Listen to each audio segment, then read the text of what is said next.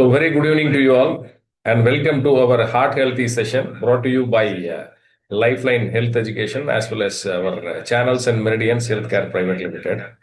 So இனிய மாலை வணக்கம். இதயம் இருப்பவர்கள் எல்லாருக்கும் மிகவும் அத்தியாவசியமான ஒரு இதய நலனுக்கான ஒரு முக்கியமான ஒரு வகுப்பாக இதை நம்ம பார்க்கலாம். இன்னைக்கு நம்ம இதய நலன், நம்மளுக்கு இதயத்தை பற்றிய புரிதல், நம்மளுடைய ஆரோக்கிய நிலைகள், நம் ஆயுளை பேணி பாதுகாப்பது, அடுத்ததாக ஒரு அவசர நிலை வரும்போது நம்மை எப்படி தற்காத்துக் கொள்வது, பிறருக்கு எப்படி இந்த தற்காப்பு சிகிச்சை மூலியமாக பலனை நாம் கொடுப்பது அப்படின்றது சம்பந்தமாக பேசுறதுக்காக இன்னைக்கு மேலோட்டமாக உங்களுக்கு இதய நலன் குறித்து ஒரு சில முக்கிய பகுதிகளை மட்டும் நான் சொல்றேன். என்னை தொடர்ந்து doctor Lakshmi Priya, MBBS DA anaesthesiologist, அதிக அனுபவம் கொண்டவர்கள், மயக்கவியல் நிபுணர் மற்றும் இந்த சிபிஆர்ல நிறைய விளக்கங்கள் நிறைய கான்ஃபரன்சஸ்லயும் நிறைய பள்ளிகள்லையும் கல்லூரிகள்லையும் கொடுத்துட்டு இருக்காங்க. Lifeline academy எழுதிட்டாங்க. ஸோ அவர்கள் இன்னைக்கு நம்மிடையே வந்திருப்பது நமக்கு மிகவும் மகிழ்ச்சி அளிக்கிறது. அதே சமயம் மிகவும் ஒரு பயனுள்ள செஷனாக நம்ம எல்லாருக்கும் இருக்குன்றத நிச்சயமாக நான் நம்புறேன். ஸோ நம்ம இந்த செஷன் ஆரம்பிப்பதற்கு முன்பாக இதை பற்றிய ஒரு புரிதல் நம்ம எல்லாருக்குமே வேணும். சரிங்களா? இதய நலம், இருதய நலம் அப்படின்றத பற்றி மிகவும் முக்கியமாக எல்லாருமே தெரிந்து வைத்திருக்க வேண்டும். ஒரு எமர்ஜென்சி சிச்சுவேஷன் அப்படின்றது யாருக்கு எப்ப நிகழும்ன்றது தெரியாது. ஸோ நிகழ்ந்து இருக்கக்கூடிய அந்த ஒரு சூழல், சிச்சுவேஷன் உண்மையிலேயே எமர்ஜென்சி சிச்சுவேஷன் தானா அப்படின்றத நாம தெரிந்து கொள்ளக்கூடிய ஒரு புரிதலும் நம்மளுக்கு நிச்சயமாக இருக்கணும். ஸோ எந்த நேரத்துல நாம எப்படி செயல்படணும், நம்மளுடைய செயல்பாடு எப்படி நம்முடைய உயிரையோ இல்ல பிறருடைய உயிரையோ காக்க வழிவகுக்கும் அப்படின்றத நாம மிகவும் முக்கியமாக தெரிந்து வைத்திருக்க வேண்டும். இதை மருத்துவர்கள் மட்டுமே தெரிந்து வைத்திருக்க வேண்டும் அப்படின்ற அவசியம் கிடையாது. காரணம் என்ன அப்படின்னா, மருத்துவருக்கு இந்த எமர்ஜென்சி வர்றதில்ல. எமர்ஜென்சி வந்ததுக்கு பிறகு நாம தான் மருத்துவர்கிட்ட போவோம். அப்ப அந்த இடைப்பட்ட நேரம் இருக்கு பாத்தீங்களா, இதுதான் அந்த கோல்டன் ஹவர்ஸ் அப்படின்னு சொல்லக்கூடிய அந்த உயிரை காக்கக்கூடிய நேரம். இந்த இடைப்பட்ட நேரத்துலதான் அநேக உயிரிழப்புகள் நடக்கிறது. சோ இந்த இடைப்பட்ட நேரத்துல இந்த அநேக உயிரிழப்புகள் நடக்காம இருக்கிறதுக்கு நாம நம்மை எப்படி ஆயத்தப்படுத்திக் கொண்டு நம்முடைய புரிதலை இந்த ஒரு நிகழ்வு நிலைகள்ல நாம நம்மை முற்படுத்தி கொண்டு நாம செயல்பட்டோம்னா எப்படி நமக்கும் பிறருக்கும் பயனாக இருக்கும் அப்படின்றத பத்தி தெரிஞ்சதுக்கான ஒரு செஷன் தான் இன்னைக்கு நம்ம இதை ஆர்கனைஸ் பண்ணியிருக்கிறோம். இது ஒரு இன்ட்ரோடக்டரி செஷன் தான். சரிங்களா? சோ இந்த இன்ட்ரோடக்டரி செஷன்ல நீங்க உங்களை முழுமையாக ஈடுபடுத்தி கொண்டு உங்களுடைய புரிதலுக்கு ஏற்றவாறு இதை நோட்ஸ் மாதிரி எடுத்துக்கிட்டு சந்தேகங்கள் ஏதாவது இருந்தா இந்த செஷனுடைய முடிவுல இவங்க நம்ம டாக்டர் லக்ஷ்மி பிரியாவிட்ட நீங்க இதை தெளிவுபடுத்திக் கொள்ளலாம். மேலும் இதனுடைய நேரடி வகுப்பு அப்படின்றத கூடிய விரைவில் நாங்க திட்டமிட்டு இருக்கோம். இது கோவையிலையும் நடைபெறும், அதே மாதிரி நம்மளுடைய காரைக்குடியிலையும் இது நடைபெறும். ஆகவே உங்களுக்கு எது நியரஸ்டா இருக்குமோ அந்த ஏரியால அந்த ஸ்டேஷன்ல நீங்க ஜாயின் பண்ணிக்கிட்டு இந்த சிபிஆர் செஷன் அப்படின்னு நம்ம சொல்லக்கூடிய கார்டியோ பல்மனரி ரெசிடேஷன் அப்படின்ற இந்த ஒரு உயிர்காக்கும் சிகிச்சை முறையை நீங்களும் எளிதாக கற்றுக்கொண்டு ஒரே ஒரு சின்ன தேர்வு எழுதி, சரிங்களா, அதன் மூலியமாக நீங்களும் சான்றளிக்கப்பட்ட சிகிச்சையாளராக நீங்க மாறலாம். இதன் மூலியமாக நிறைய முதலுதவிகள் இலவசமாக மற்றும் பிறரோடு இணைந்தும் நீங்கள் செய்யக்கூடிய ஒரு நல்ல ஒரு வாய்ப்பு உங்களுக்கு இருக்கு. சோ நாம கொடுக்கக்கூடிய இந்த சான்றிதழானது முழுக்க முழுக்க ஒரு நல்ல ஒரு வேலிடிட்டியோட இருக்கக்கூடியது. சோ இதற்கான இன்றைய கட்டணம் அப்படின்றது இலவசம். ஆனா வரக்கூடிய நேரடி வகுப்பிற்கான கட்டணம் அப்படின்றது 10,000 இல்ல, 15,000 இல்ல, சரிங்களா, ஜஸ்ட் 1000 rupeesக்கு பிளான் பண்ணியிருக்கோம். இது பாத்தீங்கன்னா உங்களுக்கு கோயம்புத்தூர்லயும் நடக்கும், காரைக்குடியிலும் நடக்கும். இது inclusive of all taxes, all inclusions of your refreshment, lunch, certification எல்லாத்துக்கும் சேர்த்து. Right, okay. ஸோ இதை பற்றி இப்ப புரிதல் உங்களுக்கு இருக்குன்னு நினைக்கிறேன். இந்த வகுப்பு முடிஞ்சதுக்கு அப்புறம் விருப்பப்படக்கூடிய நபர்கள் இந்த ப்ரோக்ராம்ல கலந்துக்கலாம். ஆனா இதற்கான சர்டிபிகேஷன் டெஃபினட்டா நீங்க ஒரு ஆன்லைன் எக்ஸாம் ஒரு லிங்க் கொடுப்போம். அதன் மூலியமாக நீங்க எழுதி முடிச்சு அதற்கு பிறகுதான் நீங்க இதற்கான சான்றிதழை பெற முடியும். சரி, இப்ப நம்மளுடைய செஷனுக்குள்ள போயிருவோம். ஃபர்ஸ்ட் இந்த கார்டியாலஜி அப்படின்னு சொல்லக்கூடிய இந்த இருதயம் பற்றிய அடிப்படை புரிதலுக்குள்ள நாம எல்லாரும் நம்மை இணைத்து கொண்டு நம்முடைய புரிதலுக்கு ஏற்றவாறு எந்த ஒரு சந்தேகமும் இல்லாமல் சிபிஆர் அப்படின்ற ஒரு அடுத்த ஒரு டெக்னிக்ல போறதுக்கு முன்னாடி ஒரு அடிப்படை புரிதல் அப்படின்றது இருந்தால்தான் அடுத்து டாக்டர் லட்சுமி பிரியா அவங்க சொல்லக்கூடிய செஷன்ல உங்களுக்கு மேலும் உங்களை இணைத்துக் கொண்டு நல்ல ஒரு பயனளிக்கக்கூடிய ஒரு செஷனாக இதை நீங்க மாற்ற முடியும். சரி, இப்ப முதல்ல உங்க எல்லார்ட்டையும் நான் கேட்கக்கூடிய ஒரு கேள்வி, மாரடைப்பு எனக்கு வருமா அப்படின்ற ஒரு கேள்வி நீங்க எல்லாரும் கேட்கணும். நான் கேட்கிறேன், மாரடைப்பு எனக்கு வருமா? நீங்க உங்களுக்குள்ள கேட்டுக்கிறீங்க. இதற்கான பதில் உங்களுக்கு என்ன கிடைத்தது? இல்லையா? யாருமே பாசிட்டிவா தான் நினைக்கணும்னு சொல்லுவோம் இல்லையா? எனக்கு வராது சார் அப்படின்னு தான் சொல்லுவேன். இப்ப நான் என்ன கேட்கிறேன், உங்களுக்கு ஏன் மாரடைப்பு வரக்கூடாது? ஒரு காரணம் இருக்கும்ல. எனக்கு மாரடைப்பு வராதுன்னு நீங்க சொன்னீங்கன்னா அதற்கு ஒரு காரணம் இருக்கு. அதுக்கு காரணம் வேற எதுவாக இருக்கணும்? நான் ஆரோக்கியமான வாழ்வியல் முறைகளை பின்பற்றி கொண்டிருக்கிறேன். ஆரோக்கிய நிலைகளில் என்னை முழுமையாக ஈடுபடுத்திக் கொண்டிருக்கின்றேன். இன்று வரை நல்ல ஆரோக்கியமாக இருக்கிறேன். ஆகவே எனக்கு மாரடைப்பு வராது அப்படின்னு சொல்றதுக்கு ஒரு காரணமாக இருக்கலாம். மற்றொரு பக்கம் சார் வந்தாலும் வரலாம், உறுதி கிடையாது. காரணம் என்ன அப்படின்னா, என்னுடைய வாழ்வியல் முறைகள்ல நான் பின்பற்றக்கூடிய நெறிமுறைகள் எதுவுமே வாழ்வியல் முறைகளுக்கு எதிர்மறையான ஒரு விஷயமா தான் நான் இன்னைக்கு வரைக்கும் பின்பற்றி கொண்டிருக்கிறேன் என்னுடைய லைஃப் ஸ்டைல அப்படின்னு சொல்லக்கூடியது. ஆகவே எதுவாக இருந்தாலும் இதற்கான பதில் அப்படின்னு சொல்லி பார்த்தீங்கன்னா, நீங்க நல்ல நேர்மறையான வாழ்வியல் முறைகள், அதாவது positive lifestyle attitude and positive life ஸ்டைலோட நீங்க வாழ்ந்தாலும் சரி, இல்ல இந்த லைஃப் ஸ்டைல் அப்படின்னு நம்ம சொல்லக்கூடிய இந்த வாழ்வியல் முறைகள்ல நீங்க வழிதவறி முறைகேடான வாழ்வியல் முறைகள்ல இருந்தாலும் சரி, ஆக மொத்தம் யாருக்குமே இந்த மாரடைப்பு அப்படின்றது வருவதற்கான வாய்ப்பு உண்டு. இதில் யாரும் விதிவிலக்கு இல்ல. ஃபர்ஸ்ட் பாயிண்ட் தெளிவா தெரிஞ்சுக்கோங்க. எனக்கு தான் வரணும், இவருக்கு தான் வரணும், அவருக்கு வரணும், அவருக்கு வராது அப்படின்றதெல்லாம் கிடையாது. மாரடைப்பு அப்படின்றது இட்ஸ் காமன், அனைவருக்கும் வரக்கூடியது. சரிங்களா? இப்ப ஒரு சாலையில போய்கிட்டு இருக்கோம், பயணித்துக்கிட்டு இருக்கோம் அப்படின்னா, இதுல யாருக்கு ஆக்சிடென்ட் ஆகும், யாருக்கு ஆக்சிடென்ட் ஆகாது அப்படின்றத நம்ம முழுமையாக சொல்ல முடியாது. ஆக்சிடென்ட் அப்படின்றது it is a common phenomenon for all, எல்லாருக்குமே நடக்கக்கூடிய ஒரு நிகழ்வு. அதே போன்று உடலோடு, இருதயத்தோடு, உயிரோடு இருக்கக்கூடிய ஒவ்வொரு மனிதனுக்கும் இதற்கான வாய்ப்புகள் உண்டு.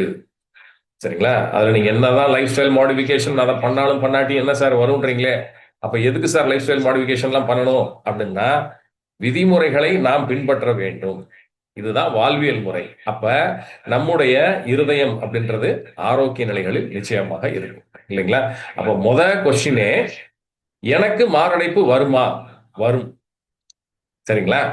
அப்ப மாரடைப்பு பற்றி நம்மளுடைய புரிதல் இன்று எதுவாக இருக்கிறது அப்படின்றத பார்க்கணும். அடுத்து மாரடைப்புனா என்ன இன்னைக்கு அப்படின்னா, நம்ம எல்லாருக்கும் ஒவ்வொரு புரிதல், நிறைய யூடியூப் அப்டேட்ஸ் இன்னைக்கு நம்ம கிடைக்குது. சோசியல் மீடியால அவ்வளவு பேசுறாங்க மாரடைப்பு சம்பந்தமாக தான். இளம் வயது மாரடைப்பு மரணங்கள் அப்படின்னு சொல்லி இந்தியாவில் அதிகமாக நிகழ்கிறது அப்படின்ற விஷயங்கள் எல்லாம் இன்னைக்கு நம்ம பார்த்து கொண்டிருக்கிறோம். இதை எல்லாமே நம்முடைய புரிதலுக்கு ஏற்றவாறு நாம உள்ள எடுத்துக்கொண்டு அதை நம்முடைய வாழ்வியல் முறைகளில் நாம் பின்பற்றுகிறோமா அப்படின்னு சொல்லி பார்த்தா கிடையாது. இந்த புரிதல் மேல்கொண்டு என்ன ஆகுது அப்படின்னு சொல்லி பார்த்தீங்கன்னா, தப்பும் தவறுமாகத்தான் பிறருக்கு நாம எடுத்து செல்லக்கூடிய ஒரு சூழ்நிலையில இருக்குது. சரிங்களா? Right, okay. அப்ப மாரடைப்பு பற்றிய நம்முடைய புரிதல் என்ன அப்படின்னு சொல்லி பார்த்தீங்கன்னா, மாரடைப்பு எப்படி வரும் அப்படின்னா, உடனே நம்ம சொல்லுவோம், சார் நெஞ்சு வலிச்சா மாரடைப்பு. ஓகே, எடுத்துக்கோங்க. நெஞ்சு வலி ஒண்ணு. ரெண்டாவது, சர்க்கரை வியாதி இருப்பவர்களுக்கு மாரடைப்பு வருவதற்கான வாய்ப்புகள் அதிகம் அப்படின்றத பார்க்கிறோம். உண்மை, எடுத்துக்கொள்ளலாம்.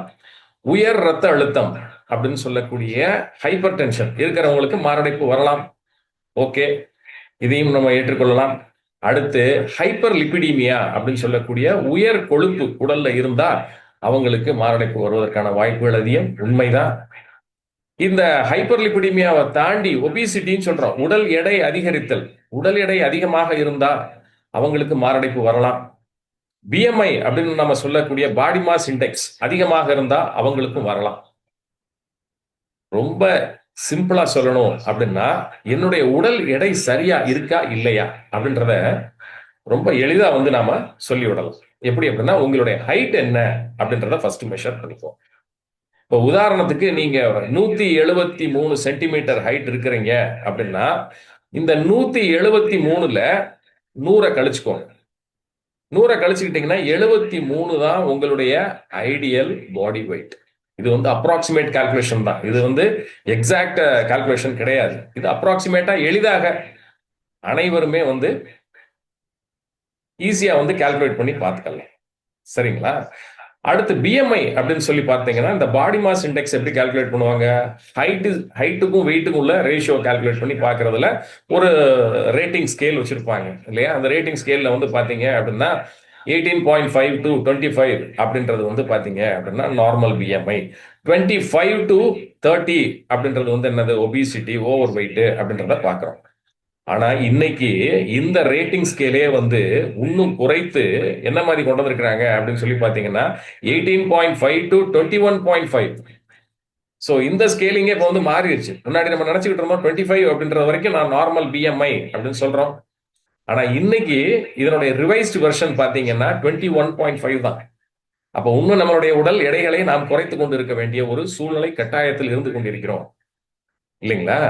அப்போ மொத்தமாக இந்த வாழ்வியல் முறை மிகவும் முக்கியமான ஒரு பங்கு வகிக்கிறது இந்த மாரடைப்பு மரணங்களுக்கு அப்படின்றத நீங்க ஃபர்ஸ்ட் லெவல்ல நீங்க புரிந்து கொள்ள வேண்டும். நாம சொல்லக்கூடிய இந்த ஏன் வரணும் மாரடைப்பு அப்படின்றது புரிதல்ல இன்னைக்கு நம்ம பார்த்துட்டு இருக்கக்கூடிய காரணிகள், இந்த ஃபேக்டர்ஸ் எல்லாமே வந்து பாத்தீங்கன்னா இன்னைக்கு வாழ்வியல் முறை மாற்றங்களினால் அதை நாம அளவீடு செய்யக்கூடிய அந்த அளவுகோல்கள் முதல் கொண்டு இன்னைக்கு மாறிக்கொண்டிருக்கிறது அப்படின்றதான் உங்க எல்லாருக்கும் நான் சொல்லிக்க விரும்புறேன் இந்த நேரத்தில். சரி, இப்ப இந்த பிஎம்ஐ வந்து பாத்தீங்கன்னா ரொம்ப முக்கியமாக நம்ம பார்க்கிறோம். Okay, fine. இதற்கு அடுத்ததாக பாத்தீங்கன்னா புகைப்பிடித்தல். 100க்கு 100% புகைப்பிடிக்கக்கூடிய அனைவருக்குமே இந்த மாரடைப்பு அப்படின்றது வருவதற்கான வாய்ப்புகள் 100% அப்படின்றத உறுதியாக சொல்லலாம்.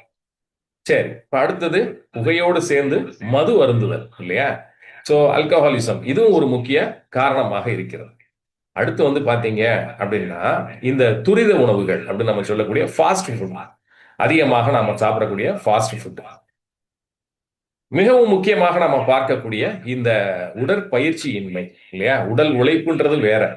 உடல் உழைப்புன்றது உங்களுக்கு பாடி லெவல் டயர்ட்னஸை கொடுக்கலாம். நான் நிறைய வீட்டு வேலையெல்லாம் செய்வேன் சார் அப்படின்னா அது உடல் உழைப்பு. உடல் உழைப்பு வந்து உங்களுக்கு என்ன பண்ணும்? Body level physical stress and damages தான் கொண்டு வரும். அப்ப உடற்பயிற்சின்றது உடலுக்காக தனியாக நாம் கொடுக்கக்கூடிய ஒதுக்கிடப்பட்ட நேரத்தில் செய்யக்கூடிய ஒரு இயன்முறை பயிற்சி அப்படின்னு எடுத்துக்கலாம். சரிங்களா? இது ரொம்ப முக்கியமாக பார்க்கப்படுது. அடுத்த விஷயம் என்ன அப்படின்னு சொல்லி பாத்தீங்கன்னா உறக்கமின்மை. இன்னைக்கு முழுமையாக ஒரு 7ல இருந்து 9 மணி நேரம் நல்ல அன்டிஸ்டர்ப்டு ஸ்லீப் யாருக்காவது கிடைக்கிற உறங்கக்கூடிய நேரமே குறைந்து விட்டது. உறக்கம் மிகவும் அத்தியாவசியம். அப்ப அன்டிஸ்டர்ப்டு ஸ்லீப் அப்படின்றது இன்னைக்கு இல்லை. சரிங்களா? டிஸ்டர்ப்டு ஸ்லீப்பா தான் இருக்கு. அதுவும் 7 to 7 hours மினிமம் வேணும் கண்டிப்பாக இரவு தூக்கம் அப்படின்றதே இன்னைக்கு தொலைத்து விட்ட காரணத்தினால் இளம் வயது மாரடைப்பு மரணங்கள் அதிகமாக நிகழ்ந்து கொண்டிருக்கிறது. ஓகே, இதற்கு அடுத்து வந்து மன அழுத்தம். இது ஒரு முக்கியமான காரணம். இந்த மன அழுத்தம் தான் வந்து பாத்தீங்கன்னா ஒரு 100ல ஒரு 75% ரீசன் அண்டர்லைங் ரூட் காஸ் அப்படின்னு பாத்தீங்கன்னா மன அழுத்தம். பிற அழுத்தங்கள்லாம் இதற்கு பின்னாடி வரக்கூடியதுதான். முதல் நிலைகள்ல இருக்கக்கூடியது இந்த மன அழுத்தம் தான். சரி, இதற்கு அடுத்து வந்து பாத்தீங்கன்னா உணவு பற்றாக்குறை அப்படின்னு நாம சொல்லக்கூடிய நியூட்ரிஷனல் டெபிஷியன்சி. ஸோ நியூட்ரிஷனல் டெபிஷியன்சின்னு சொல்லையில நாம் உடலுக்கு தேவையாக நாம் எடுத்துக்கொள்ளக்கூடிய இந்த மேக்ரோ நியூட்ரியன்ஸ் அப்படின்னு சொல்லக்கூடிய கார்போஹைட்ரேட்டு, புரோட்டீன், ஃபேட் இது உணவில் இருந்து தான் நமக்கு கிடைக்க வேண்டும்.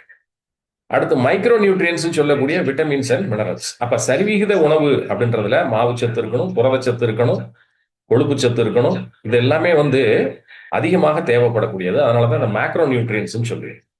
மைக்ரோ நியூட்ரியன்ஸ் நம்ம சொல்லக்கூடியது வந்து என்ன அப்படின்னு சொல்லி பாத்தீங்கன்னா இந்த விட்டமின்ஸ் அண்ட் மினரல்ஸ்.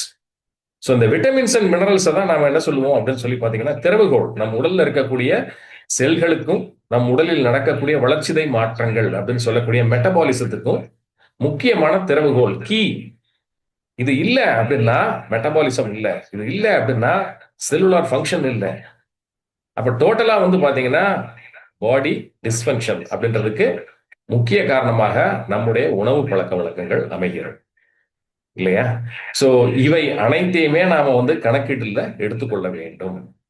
மாரடைப்பு மரணங்கள் நிகழ்வதற்கு முன்பாக இவையெல்லாம் நம்மிடம் எந்த அளவிற்கு பாதிப்பை கொடுத்து கொண்டிருக்கிறது அப்படின்றத செல்ஃப் அசஸ்மெண்ட் நீங்க தான் பண்ணி பார்த்துக்கணும். நான் கேட்ட மாதிரி மாரடைப்பு எனக்கு வருமா அப்படின்னா, கேள்வியும் நீங்களே, பதிலும் நீங்களே. செல்ஃப் அசஸ்மெண்ட் நீங்களே பண்ணிக்கலாம். திடீர்னு ஒரு மாரடைப்பு வந்ததுக்கு பிறகு, இந்த மாரடைப்பு எனக்கு வந்ததற்கு காரணம் இன்னைக்கு இளம் வயது மாரடைப்புகள் அதிகமாக நிகழ்வதற்கு காரணம், ஏதோ ஒரு தடுப்பூசி போட்டதுதான் காரணம் அப்படின்னு எங்கேயோ கொண்டு போய் பழிய போடக்கூடாது. அண்டர்லைங் ரூட் காஸ ஸ்ட்ராங்கா நாம தான் ஆங்கர் பண்ணிக்கிட்டு இருக்கோம். இங்க பண்ணிட்டு பழிய கொண்டு போய் எங்கேயோ போடக்கூடாது. So underlying root causes are mounting up like anything. இதற்கு முன்பாக இருந்ததை விட இன்றைய காலநிலைகள்ல மிகவும் அதிகமாக வேகமாக நடந்து கொண்டிருக்கிறது. சரி, இது ஓகே. இது வரைக்கும் நீங்க புரிஞ்சது fine, well and good.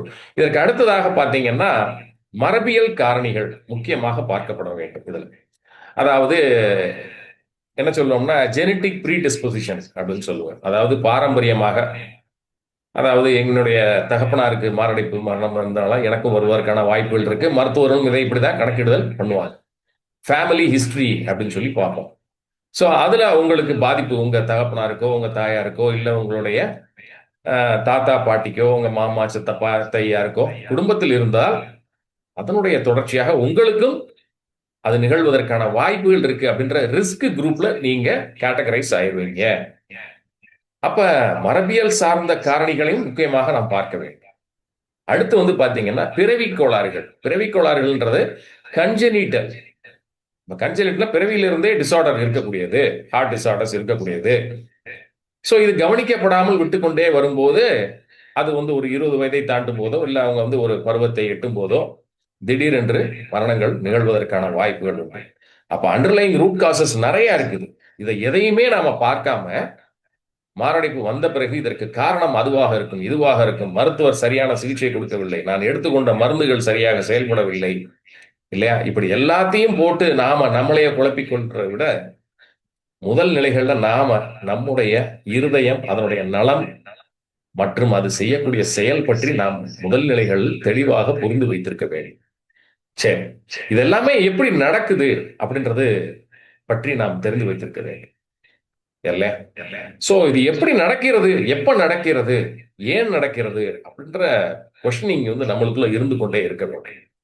So இதனுடைய இந்த ப்ராசஸ் வந்து பாத்தீங்க அப்படின்னா உங்களுக்கு எல்லாருக்கும் புரியும்படியா சொல்லணும் அப்படின்னா இது ஒரு மன அழுத்தமாக இருக்கலாம். சரிங்களா, உங்களுடைய ஆன்சைட்டி, டிப்ரெஷன் இல்லையா, ஸ்ட்ரெஸ். சோ இந்த மன அழுத்தங்கள் காரணமாக உங்க உடல்நிலைகள்ல மாற்றம் நிகழும். அது எப்படி அப்படின்றத சொல்றேன். மற்றொரு பக்கம் பாத்தீங்கன்னா அதிகமான திடீர், அதாவது என்ன சொல்லுவோம்னா sudden onset of physical exertion. அளவுக்கு அதிகமாக உடலை வந்து அது செயல்பாட்டில் வந்து தூண்டுதல் பண்றது, பிசிக்கல் எக்ஸசைஸ் வேகமாக பண்றது விதவுட் வார்ம் அப் எதுவும் பண்ணாம சடனா வந்து அதை என்ன பண்றது அப்படின்னு சொல்லி பாத்தீங்கன்னா ஸ்ட்ரெனஸ் ஆக்டிவிட்டிக்குள்ள கொண்டு போறது. திடீர்னு பாத்தீங்கன்னா இது வரைக்கும் ஒரு நார்மலா வீட்டுல நடந்துகிட்டு இருந்தவர் திடீர்னு ஜாகிங் போனாருன்னா அவருக்கு ஹார்ட் அட்டாக் வருமா, வருவதற்கான வாய்ப்புகள் உண்டு. ஸோ இதைத்தான் வந்து என்ன சொல்றோம், சடன் அண்ட் விகரஸ் ஸ்ட்ரெனஸ் ஆக்டிவிட்டிஸ்ல ஈடுபடக்கூடாது. அப்ப ஸ்டெப் வைஸ் படிப்படியாகத்தான் இதை நாம் செய்ய வேண்டும். அப்ப ஒண்ணு மைண்ட் லெவல்ல ஏற்படக்கூடிய ஸ்ட்ரெஸ், இன்னொன்னு பாடி லெவல்ல ஏற்படக்கூடிய ஸ்ட்ரெஸ். இது ரெண்டையுமே நம்ம வந்து எப்படி பார்க்கணும் அப்படின்னு சொல்லி பாத்தீங்கன்னா ஒரு பேத்தாலஜிக்கல் கண்டிஷன்ல தான் பார்க்கணும். இப்போ பேத்தாலஜிக்கல் ஸ்ட்ரெஸ் அப்படின்னு அதை எடுத்துக்கலாம். மனநிலை அப்படின்றது எப்போதுமே வந்து ஆரோக்கியமாக இருக்கிறத விட சமநிலையில வைத்துக் கொள்ள பழக வேண்டும். இன்ப துன்பம் எது வந்தாலும் அந்த நிலைகளில் அப்போதே அதை வந்து என்ன பண்ணிடணும், டைஜஸ்ட் பண்ணி எக்ஸ்கிரீட் பண்ணிடணும். அப்ப கழிவுகளா உள்ள தங்கும் போது அது பாதிப்புகளை கொடுக்கும். இதைத்தான் வந்து நம்ம பார்க்கிறோம். மன அழுத்தம் அப்படின்றது உங்களுடைய ஸ்ட்ரெஸ், ஆன்சைட்டி, டிப்ரெஷன் இது எல்லாமே தேக்க நிலைகள்ல உள்ளிருக்கக்கூடிய என்ன பதிவுகள். மற்றொரு பக்கம் பாத்தீங்கன்னா பிசிக்கல் ஸ்ட்ரெஸ், திடீர்னு கடினமான வேலையை வந்து பாக்குறது. இது வரைக்கும் வேலையை பார்க்காம திடீர்னு பாத்தீங்கன்னா இருக்கக்கூடிய வெயிட் எல்லாம் தூக்குறது, திடீர்னு ஜிம்முக்கு போய் ஒர்க் அவுட் பண்றது, வார்ம் அப் இல்லாம ஒரு காம்படிஷனுக்காக நான் என்னை தயார் பண்ணிக்கிறேன் அப்படின்னு சொல்லிக்கிட்டு அளவுக்கு அதிகமாக ஸ்ட்ரெஸ் பிசிக்கல் ஆக்டிவிட்டியில ஈடுபடுறது எல்லாமே வந்து ஆபத்தை விளைவிக்கப்படுது. என்ன நடக்கும் இந்த மாதிரி நேரங்கள்ல, இந்த ரெண்டு நிலையுமே உடல் வந்து எப்படி பார்க்கும், பிரெயின் இதை ஒரு எமர்ஜென்சி ஸ்டேட்டா தான் பார்க்கும், அவசர காலமாக பார்க்கும்.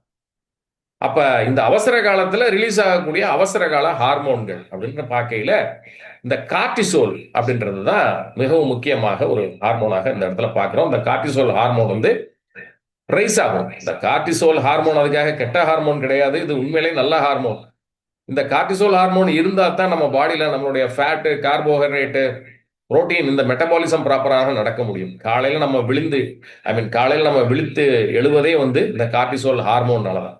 அப்ப பகல்ல இருந்து இரவு வரைக்கும் கார்டிசோலினுடைய ஆதிக்கம் இருந்து கொண்டுதான் இருக்கு.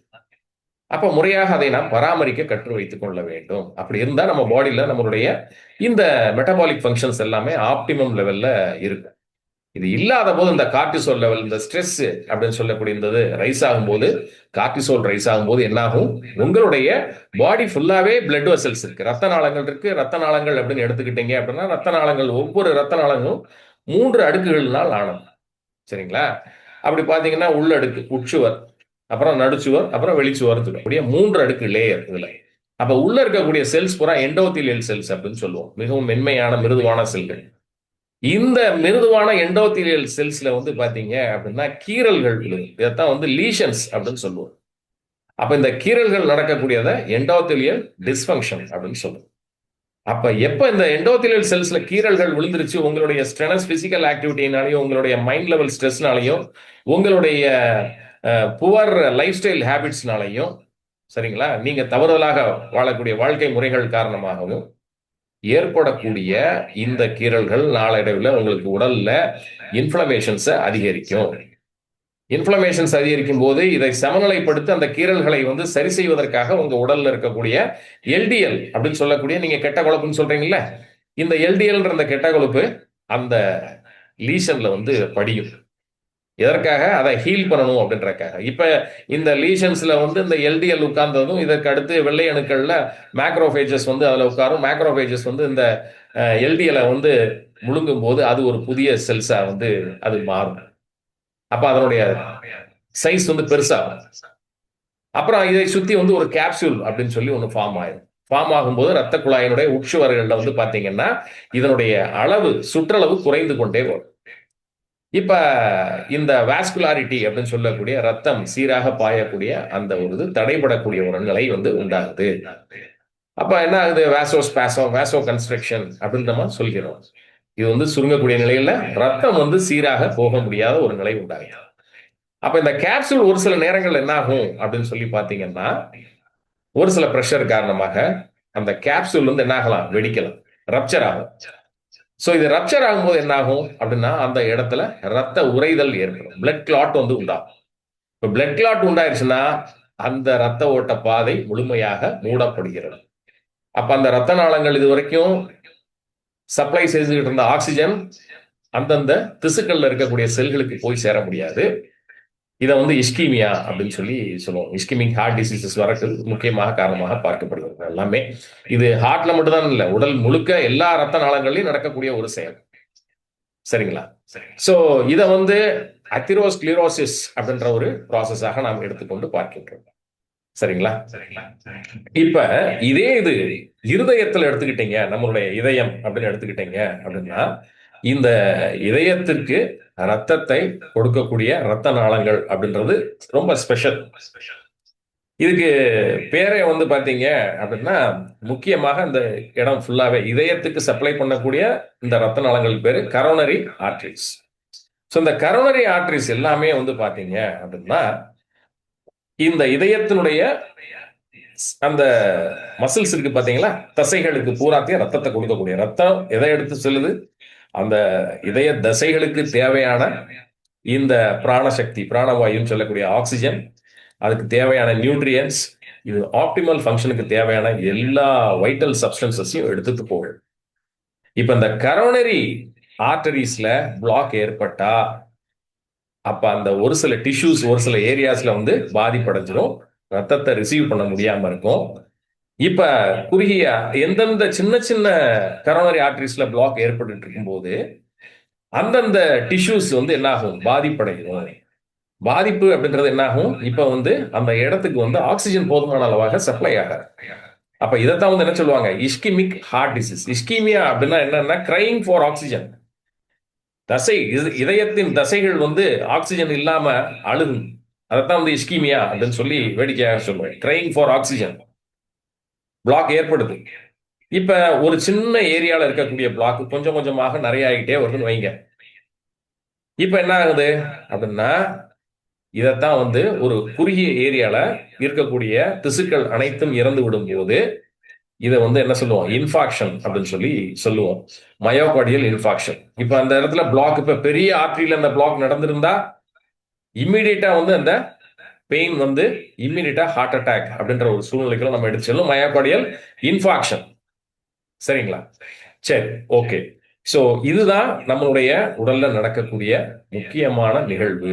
எப்படி வந்து அட்டாக் வருது, என்ன வருதுன்றது நீங்க தெரிஞ்சு. அட்டாக்னா என்ன, ஹார்ட் அட்டாக்னா என்ன, ஹார்ட் ஃபெயிலியர் அப்படின்னா என்ன, இது எல்லாமே தெரிஞ்சுக்கலாம்.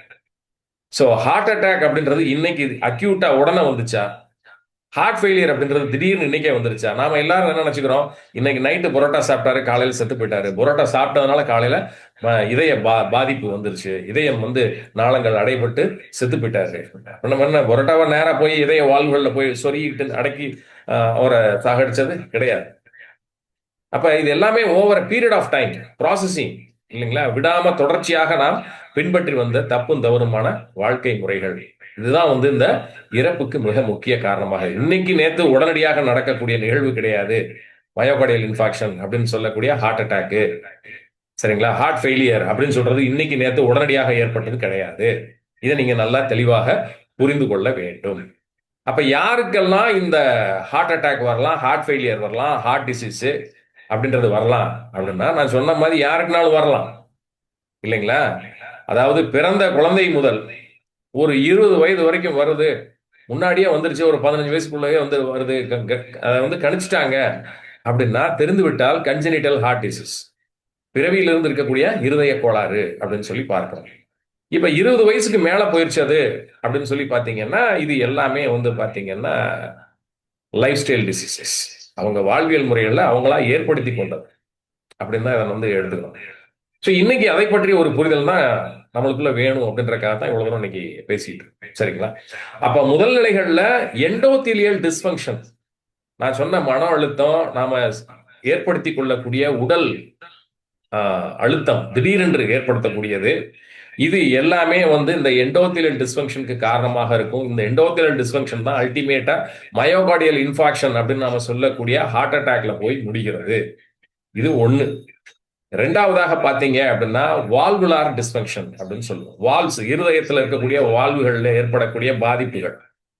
சரிங்களா? இது வந்து கவனிக்காமே விடுறது, கால்சிபிகேஷன் ஆகிறது, இதனால வந்து ஏற்படக்கூடிய பாதிப்புகள். இதை வந்து வால்வுலார் டிஸ்பங்க்ஷன், அதாவது இருதயத்துல மேலறை கீழறை அப்படின்னு சொல்லி இருக்கிறது. இதுக்கு நடுவில் இருக்கக்கூடிய 2 வால்வு இருக்கு, ட்ரைகஸ்பிட் பைகஸ்பிட் அப்படின்னு சொல்லுவோம். அடுத்து வந்து பாத்தீங்கன்னா இந்த வென்ட்ரிகிள்ஸ் அப்படின்னு சொல்லக்கூடிய கீழறைகள்ல இருக்கக்கூடிய செமிலுனார் வால்வ்ஸ், அங்க இருக்கக்கூடிய அயோட்டான்னு சொல்லக்கூடிய பெருந்தமனி, இந்த பக்கம் இருக்கிறது வந்து பாத்தீங்க அப்படின்னா இந்த பல்மனரி ஆர்டரி அப்படின்னு நம்ம சொல்லக்கூடிய ஆர்டரி. இது ரெண்டுலயுமே இருக்கக்கூடிய இந்த செமிலுனார் வால்வ்ஸ், ஆக மொத்தம் 4 வால்வுகள். இது முறையாக செயல்படல அப்படின்னாலுமே வரக்கூடியது இதய பாதிப்பு. அதை வந்து வால்வுலார் டிஸ்பங்க்ஷன், இதன் காரணமாகவும் நம்மளுக்கு மாரடைப்பு மரணங்கள் நிகழ்வதற்கு காரணமாக இருக்கிறது. மூன்றாவதாக பாத்தீங்கன்னா நான் சொன்ன கன்ஜெனிட்டல் டிசார்டர்ஸ், ஹார்ட் டிசீசஸ், பிறவியிலிருந்து இருக்கக்கூடியது. செப்டல் டிஃபெக்ட்ஸ் அப்படின்னு சொல்லக்கூடிய இருதய அறைகளுக்கு நடுவே இருக்கக்கூடிய ஜவ்வில் ஏற்படக்கூடிய துவாரம், அதன் வழியாக நல்ல ரத்தம் கெட்ட ரத்தம் ரெண்டும் கலந்து காம்பன்சேட்டரி மெக்கானிசத்துல போய், சரிங்களா, உடல்ல வந்து நீளம் பாயறது, இந்த மாதிரி ஒரு விஷயங்கள்ல இருந்து நாளைக்கு மாரடைப்பு வரைக்கும் அது போறதுக்கான வாய்ப்புகள் உண்டு அப்படின்றத பாக்குறோம். மூன்றாவதாக. நான்காவதாக வந்து பாத்தீங்க அப்படின்னா மிகவும் முக்கியமாக டிஃபெக்டிவ் இம்பல்ஸ் கண்டக்ஷன் அப்படின்னு சொல்லுவோம். Electrical impulse. இந்த எலக்ட்ரிக்கல் இம்பல்சஸ்ல கண்டக்ஷன் அப்படின்னு நம்ம சொல்லக்கூடியது, இது பரவி வரக்கூடிய நிலைகள்ல எங்காவது தடை ஏற்பட்டால், நம்ம வீட்டுக்கு வரக்கூடிய கரண்ட் வந்து தடைப்பட்டுச்சு அப்படின்னா என்ன ஆகும்? ஒண்ணு கரண்ட் கட் ஆயிரும், இல்ல அப்படின்னா கரண்ட் கம்மியா ஒரு இடத்துல மட்டும் இருக்கும், இதை வந்து லோ வோல்டேஜ்னு சொல்லுவோம். இல்ல திடீர்னு கரண்ட் ஜாஸ்தி ஆயிரும். அப்ப அன்ரெகுலேட்டட் எலக்ட்ரிசிட்டி, இதை வந்து என்ன சொல்றோம், ஹைப்பர் ஹைப்போ அப்படின்னு நம்ம எப்படி நம்ம பாடி கண்டிஷன்ல சொல்றோமோ அதே மாதிரி ஒரு சர்க்கியூட் லெவல்ல போய் பார்த்தோம் அப்படின்னா ஹை கரண்ட் லோ கரண்ட் அப்படின்ற மாதிரி இதயத்துல வந்து பார்க்கையில இது வந்து அரித்மியாசிஸ் அப்படின்னு வந்து சொல்லுவோம். ஸோ திடீர்னு பார்த்தீங்கன்னா படபட படபட படன்னு இருக்கும், பால்பிட்டேஷன், ஹார்ட் பீட் அதிகமாக இருக்கக்கூடியது, இதை டாக்கிகார்டியா அப்படின்னு சொல்லி சொல்லுவாங்க. அப்புறம் திடீர்னு பார்த்தீங்கன்னா இதயத்துல வந்து பல்ஸ் ரேட் ரொம்ப கம்மியா இருக்கிறது, ஹைப்போடென்ஷன் அப்படின்னு வருவதற்கு முன்பாக பிராடிகார்டியா அப்படின்ற ஒரு கண்டிஷன். பின்பு இரண்டும் மாறி மாறி வர்றது, இது கார்டியாக் அரித்மியாசிஸ் அப்படின்னு சொல்லுவாங்க. ஸோ இது எல்லாமே வந்து இருதயத்துல ஏற்படக்கூடிய பாதிப்புகள். ஆக மொத்தம் இது எப்படி நிகழ்கிறது அப்படின்றத நீங்க தெளிவாக புரிந்து வைத்திருக்க வேண்டும். சரி, இப்ப அடுத்த ஒரு விஷயம். இப்ப இது வரைக்கும் நம்ம மயோகார்டியல் இன்ஃபாக்ஷன்ல ஹார்ட் அட்டாக் பத்தி நான் சொன்னேன். இந்த ஹார்ட் அட்டாக்ன்றது உடனடியாக நிகழ்வதில்லை. பல காலமாக கவனிக்கப்படாமல், முறையாக சிகிச்சை எடுத்துக்கொள்ளாமல், முறையான முறையில ஒரு மருத்துவரிடம் சென்று அதற்கான ஃபாலோ அப் செய்யாமல், வாழ்வியல் முறைகள்ல எந்த ஒரு மாற்றமும் செய்யாமல் இருக்கக்கூடியவர்களுக்கு நடக்கக்கூடியதுதான் இந்த ஒரு விஷயம். சோ இது எல்லாமே நம்முடைய கட்டுப்பாட்டுக்குள் தான் இருக்கிறது. நாம கட்டுப்பாட்டுல வைக்காதது, நாம் கட்டுப்பாட்டை இழந்து விட்டோம். ஆகவே ஹார்ட் அட்டாக்ன்றது மேலோங்கி நின்று நம்முடைய உயிரை எடுக்கக்கூடிய ஒரு சூழ்நிலையை இன்னைக்கு நம்ம பார்த்துக்கிட்டு இருக்கோம் சொசைட்டில, இல்லைங்களா? ரைட். சோ இப்ப கார்டியாக் அரெஸ்ட்னா என்ன அப்படின்னு சொல்லி பாத்தீங்கன்னா, டக்குன்னு வந்து வந்து இதயம் வந்து துடிப்பதை நிறுத்தி விடுதல். இதற்கு நிறைய காரணங்கள் நம்ம பார்த்தது எல்லாமே பொருந்தும் முன்கூட்டியே. சடனா வந்து என்ன ஆயிரும், கார்டியாக் அரெஸ்ட்ல இதயம் துடிப்பதை நிறுத்திவிடும். இம்பல்ஸ் வந்து கம்ப்ளீட்டா நான் சொன்ன மாதிரி கரண்ட் போயிருச்சு ஒரு வீட்டுல அப்படின்னா என்ன நடக்கும், டக்குன்னு போன மாதிரி. அப்ப இதை வந்து கார்டியாக் அரெஸ்ட் அப்படின்னு சொல்லுவாங்க. இந்த கார்டியாக் அரெஸ்ட்டுக்கும் கார்டியாக் ஹார்ட் அட்டாக்கும் நிறைய வித்தியாசம் இருக்கு. ஹார்ட் அட்டாக்ல பேஷண்ட் வந்து கான்சியஸா இருப்பான். அவனுக்கு வந்து ஆஞ்சைனா அப்படின்னு நம்ம சொல்லக்கூடிய வலி, இதய வலி அப்படின்ற ஒண்ணு இருக்கும். ஆனா இந்த கார்டியாக் அரெஸ்ட் அப்படின்றது பேஷண்ட் வந்து கான்சியஸை இழந்துருவார், சுயநினைவை இழந்து விடுவார். எந்த ஒரு ரெஸ்பான்ஸும் அவர்கிட்ட இருக்காது. இது நிகழ்வதற்கு முன்கூட்டியே இவங்களுக்கு மயோகார்டியல் இன்ஃபாக்ஷன் இருந்திருக்கலாம், இஸ்கிமிக் ஹார்ட் டிசீசஸ் இருந்திருக்கலாம், வால்வுலார் டிஸ்ஃபங்க்ஷன் இருந்திருக்கலாம், இல்ல அப்படின்னா ஒரு அரித்மியாசிஸ் இருந்திருக்கலாம், இல்ல அப்படின்னு சொல்லி பாத்தீங்கன்னா வேற ஏதாவது ஒரு அன்டிடெக்டட் டிஃபெக்ட்ஸ் வந்து உள்ள இருந்திருந்திருக்கலாம். ஸோ இது வந்து அதிகப்படியாகும் போது இப்போ மேஜர் கரோனரி ஆர்ட்ரியில, மேஜர் ஆர்ட்ரி அப்படின்றதுல இப்போ ஃபார் எக்ஸாம்பிள் மேஜர் ஆர்ட்ரியில பிளாக் வந்துருச்சு அப்படின்னா சடன் டெத். இது வந்து கார்டியாக் அரெஸ்ட் அப்படின்னு சொல்லி பார்க்குறோம். டக்குன்னு நின்றுறது. சரிங்களா? இது நிறைய ஒரு டெர்மினாலஜிஸ் அண்ட் இது வந்து பெரிய ஒரு வாஸ்ட் சப்ஜெக்ட். இதை வந்து இன்னைக்கு இன்ட்ரோடக்டரி செஷன்ல நாம கவர் பண்ண முடியாது. ஸோ நம்மளுடைய ஒன் டே செஷன்ல கம்ப்ளீட்டா அதை பத்தி நாம பேசுவோம், டிஸ்கஸ் பண்ணுவோம். நிறைய டெஸ்டிமோனிஸோட நம்ம வந்து இதை லைவாவே உங்களுக்கு வீடியோஸ்லேயே காட்டி நம்ம இதை கிளியர் கட்டா புரிய வைக்க முடியும். சரி, இப்ப கார்டியாக் அரெஸ்ட்ல லாஸ் ஆஃப் கான்சியஸ்னஸ், சரிங்களா, சுயநினைவை இழந்து விடுவார்கள். அதே மாதிரி அன்ரெஸ்பான்சிவ்னஸ் அப்படின்னா நீங்க என்னதான் கூப்பிட்டாலும், என்னங்க ஹலோ ஹலோ அப்படின்னு நீங்க கூப்பிட்டாலுமே அவங்களுக்கு வந்து அந்த ஒரு கான்சியஸ்னஸ் இல்லாம இருக்கும். இது வந்து லாஸ் ஆஃப் கான்சியஸ்ல இருக்கக்கூடிய கார்டியாக் அரெஸ்ட் அந்த பேஷண்ட்டுடைய நிலைமையாக இருக்கும்.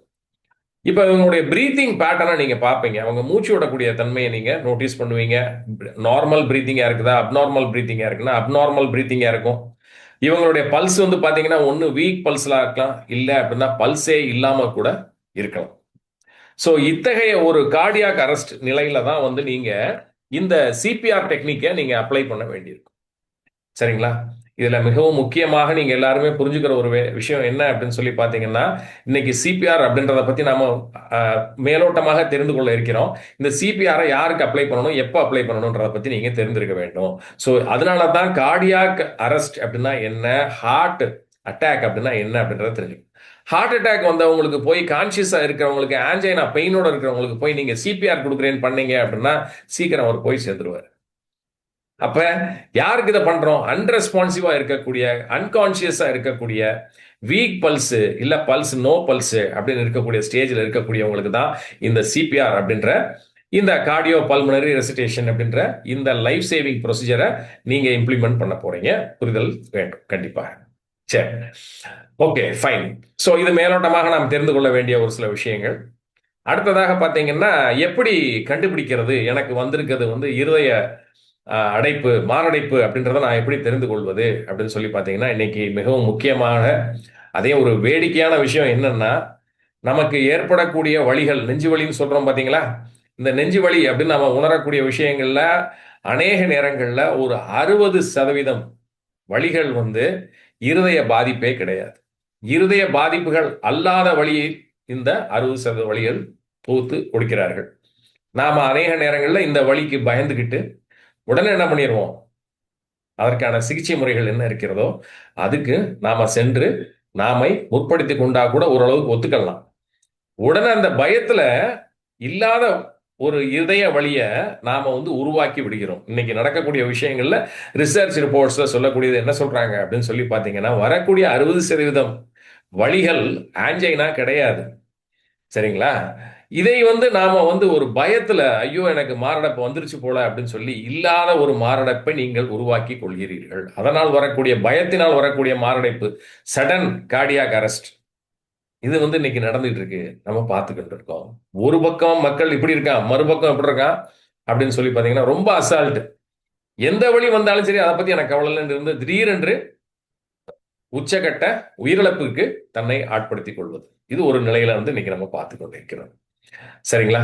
சரி, இப்ப இது எனக்கு நடந்திருக்கா இல்லையா அப்படின்றத நாம எப்படி தெரிந்து கொள்வது? முறையாக ஒரு மருத்துவரிடம் சென்று நீங்கள் உங்களுக்கு ஏற்பட்டு இருக்கக்கூடிய நிலையை அவங்களுக்கு விவரித்து சொல்லி அவங்க உங்களை என்ன பண்ணுவாங்கன்னா நிறைய பரிசோதனைகளுக்கு உட்படுத்தி அதுக்கப்புறம் கன்ஃபர்மேஷன் பண்ணதுக்கு அப்புறம் ஒரு மருத்துவர் உங்களுக்கு இதய நல நிபுணர் உங்களுக்கு என்ன மாதிரி சிகிச்சை கொடுக்கணும் அப்படின்றத உங்களோட கலந்து பேசி பிறகுதான் கொடுப்பாங்க, நீங்க கான்சியஸா இருக்கும்போது.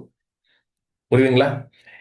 அதை விட்டு விட்டு நாம சிகிச்சைக்குள்ளேயே நம்ம போகாம இல்லையா, நம்மளை பத்தி நமக்கு எல்லாமே தெரிந்த மாதிரியும் நாமே ஒரு சுய சிகிச்சையை எடுத்துக்கொண்டு பக்கத்து வீட்டுக்காரர் சொன்னார், யூடியூப்ல சொன்னாங்க, இல்ல நான் கேள்விப்பட்டிருக்கேன் அப்படின்ற விதத்துல நானா என்னுடைய நாலேஜ் அப்ளை பண்ணி இருக்கக்கூடிய நிலையை மோசமடைய செய்வதற்கு மிக முக்கிய காரணமாக அமைவது நாமும் நம் சுற்றமும்.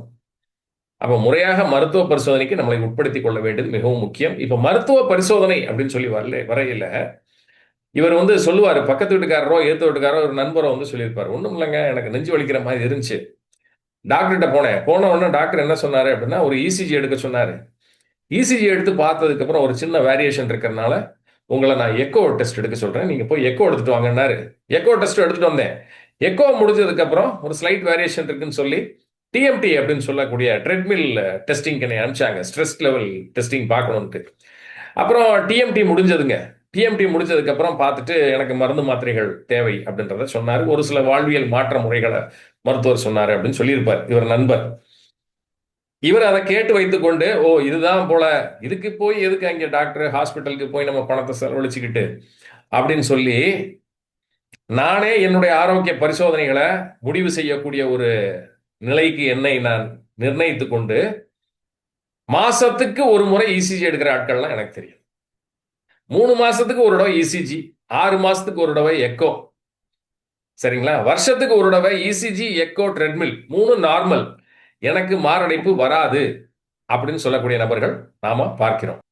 சரி, இப்ப இந்த இசிஜி நீங்களா போய் சுய பரிசோதனை செஞ்சாலும் சரி, இல்ல உங்களுடைய தெரிஞ்ச லெபார்டரி அங்க இருக்கக்கூடிய டெக்னீஷியன் உங்களுக்கு இந்த பரிசோதனை செய்தாலும் சரி, அது காட்டக்கூடிய அந்த values normal sinus rhythm, normal ECG அப்படின்னு நீங்க எடுத்துக்க முடியாது. இந்த இசிஜியை நீங்க வச்சுக்கொண்டு உங்களுக்கு ஹார்ட் அட்டாக் வராதுன்னு சொல்ல முடியுமானா 100க்கு 100% சொல்ல முடியாது. சரி, நீங்க எக்கோ எடுக்கிறீங்க, சரிங்களா? உங்க இஎஃப் பாக்குறீங்க, பாக்குறதுல 65+ இருக்குது, நல்லா இருக்குது அப்படின்றத வச்சுட்டு உங்களுக்கு மாரடைப்பு வராம இருக்கும் அப்படின்னு சொல்ல முடியுமா அப்படின்னா அதற்கும் வாய்ப்பு இல்லை. அப்ப இந்த இசிஜி, இந்த எக்கோ, நீங்க எடுக்கக்கூடிய டிஎம்டி, இது எதுவுமே உறுதியாக உங்களுக்கு மாரடைப்பு வராது அப்படின்னு சொல்வதற்கான பரிசோதனைகளே கிடையாது. நல்லா எழுதி வச்சுக்கோங்க. இந்த 3 டெஸ்ட் நான் ரெகுலரா வருஷம் எடுத்துட்டு இருக்கேன் சார், 3மே எனக்கு ஆப்டிமமா இருக்கு, அதனால எனக்கு மாரடைப்பு வராது அப்படின்னு யாருனாலையும் சொல்ல முடியாது. உங்க எல்லாருக்குமே மாரடைப்பு வருவதற்கான வாய்ப்புகள் உண்டு. அப்ப ரிஸ்க் குரூப் அப்படின்னு நாம சொன்னோம். Life style, improper life style இருக்கக்கூடியவங்க, ஜெனட்டிக் ப்ரீடிஸ்போசிஷன் இருக்கக்கூடியவங்க இல்லையா, இந்த ஹேபிச்சுவல் ட்ரிங்கர்ஸ், ஹேபிச்சுவல் ஸ்மோக்கர்ஸ், இவங்கெல்லாம் ஹையர் ரிஸ்க் குரூப்ல இருக்கக்கூடியவங்க. அப்புறம் ஃபெமிலியல் ட்ரைட் இருக்கக்கூடியவங்க, அதாவது குடும்பத்துல இந்த மாதிரி மாரடைப்பு மரணங்கள் நிகழ்ந்திருக்கக்கூடிய குடும்பத்தை சார்ந்தவர்கள், இவங்கெல்லாம் ஹை ரிஸ்க் குரூப்ல இருக்கக்கூடியவங்க. மிகவும் முக்கியமாக சர்க்கரை நோயாளிகள், டயபிட்டிஸ் பேஷன்ஸ். இந்த டயபிட்டிஸ் பேஷன்ஸ்க்கு பாத்தீங்கன்னா மோஸ்ட் ஆஃப் த சிம்டம்ஸோ இல்ல எவாலுவேஷன் பேட்டர்ன்ல நன்றாக ஏமாற்றிவிடும். சரிங்களா? இசிஜி, எக்கோ, டிஎம்டி எல்லாம் நார்மலா இருக்கும். நேத்து பார்த்துட்டு வந்திருப்பாரு, இன்னைக்கு காலையில இறந்து விடுவார். இதை நம்ம உறுதியாக சொல்ல முடியாது. அதனால இந்த 3 டெஸ்டும் பயனளிக்காது. அப்ப டாக்டர்ஸ்க்கு தெரியும், நீங்க இந்த ரிஸ்க் குரூப், இந்த ரிஸ்க் கேட்டகரியில நீங்க இருக்கிறீங்க அப்படின்னா இதற்கான ஒரு முக்கியமான ஒரு டெஸ்ட் இருக்கு. உங்களுக்கு மாரடைப்பு மரணம் நிகழ்ந்து விடுமா விடாதா அப்படின்றத பார்க்கறதுக்காக டாக்டர்ஸ் கொடுக்கக்கூடிய ஒரு டெஸ்ட். இதை செல்ஃபா நீங்க எடுக்கக்கூடாது. நீங்க இந்த டெஸ்ட் பேர் என்ன அப்படின்னா சிஏசி அப்படின்னு சொல்லுவோம். அதாவது coronary artery calcium scoring test அப்படின்னு சொல்லுவோம். உங்களுடைய ரத்த குழா, கரோனரி ஆர்டரி, ரத்த உட்சுவர்ல எந்த அளவுக்கு இந்த கால்சிஃபிகேஷன் அப்படின்னு சொல்லக்கூடிய கால்சியமும் சேர்ந்து தான் டெபாசிட் ஆகும், கொழுப்போட சேர்ந்து. அதற்கு பிறகுதான் அந்த அடைப்பு முழுமையாக அடைத்து இந்த இன்ஃபாக்ஷன் சொல்லக்கூடிய மாரடைப்பை உண்டு பண்ணக்கூடியது. அப்ப இந்த ஸ்கோரிங் டெஸ்ட் வேல்யூவை வச்சு உங்களுடைய வாய்ப்பு எந்த நிலையில இருக்கு அப்படின்றத துல்லியமாக கணிக்கக்கூடிய ஒரே ஒரு பரிசோதனை இதுதான், சிஏசி அப்படின்னு நம்ம சொல்லக்கூடிய coronary artery calcium scoring test அப்படின்னு சொல்லுவோம். ஸோ இதோட வேல்யூ 0வாக இருந்துச்சுன்னா உங்களுக்கு தைரியமாக நீங்க இருக்கலாம். அடுத்த ஒரு 3 வருஷத்துக்கு வராது. ஆனா ஒவ்வொரு 3 வருஷத்துக்கு ஒரு முறை நீங்க இதை திருப்பி பரிசோதனை செய்து பார்த்துக் கொள்ள வேண்டும். ரிஸ்க் கேட்டகரியில் இருந்தீங்கன்னா 40 வயதை தாண்டி இருந்தால் மட்டுமே, அதற்கு முன்னாடி தேவையில்லை. சரிங்களா? ஆனா இன்னைக்கு 30, 28 வருது. ஆகவே இந்த ரிஸ்க் இருக்குது அப்படின்றத டாக்டர்ஸ் மோஸ்ட்லி இந்த எவாலுவேஷன் பேனல்ல ஏதாவது சந்தேகப்படும்படியாக இருந்தால் மட்டுமே இந்த ரிப்போர்ட்டுக்கு உங்களை ஆட்படுத்துவாங்க. அப்ப இந்த ஸ்கோரிங்ல 0 அப்படின்னா நோ ரிஸ்க், ஒன்றும் பிரச்சனை இல்லை.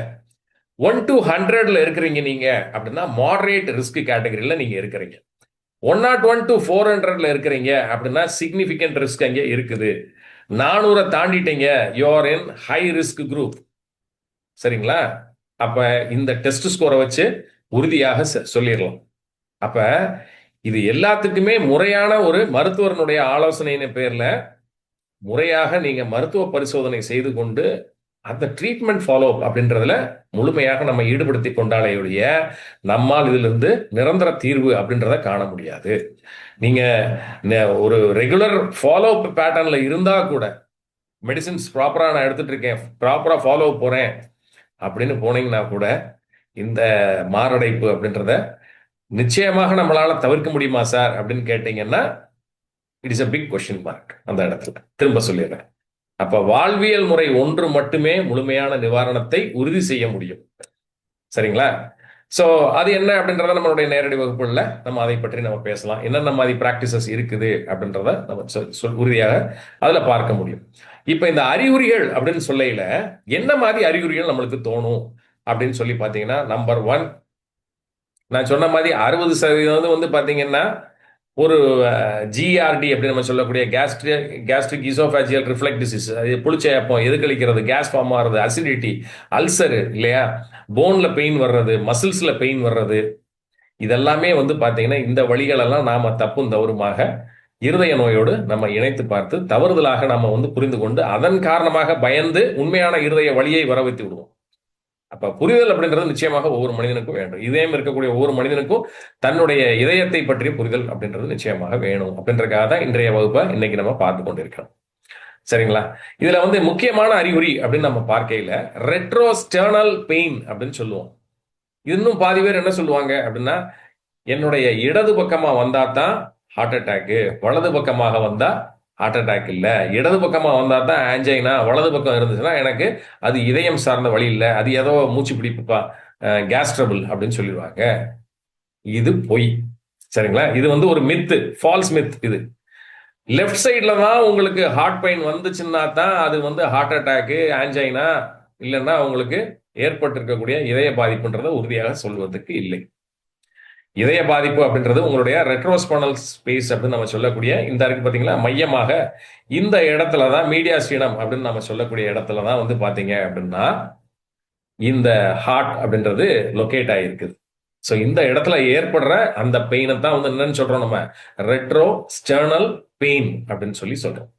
இந்த வலி எப்படி இருக்கும்? ரொம்ப ஆழமாக இருக்கும், ஸ்டாபிங், கத்தியை வச்சு குத்துற மாதிரி இருக்கும், பிசைகிற மாதிரி இருக்கும், ஸ்குவீசிங், அப்படியே புளியிற மாதிரி இருக்கும். சரிங்களா?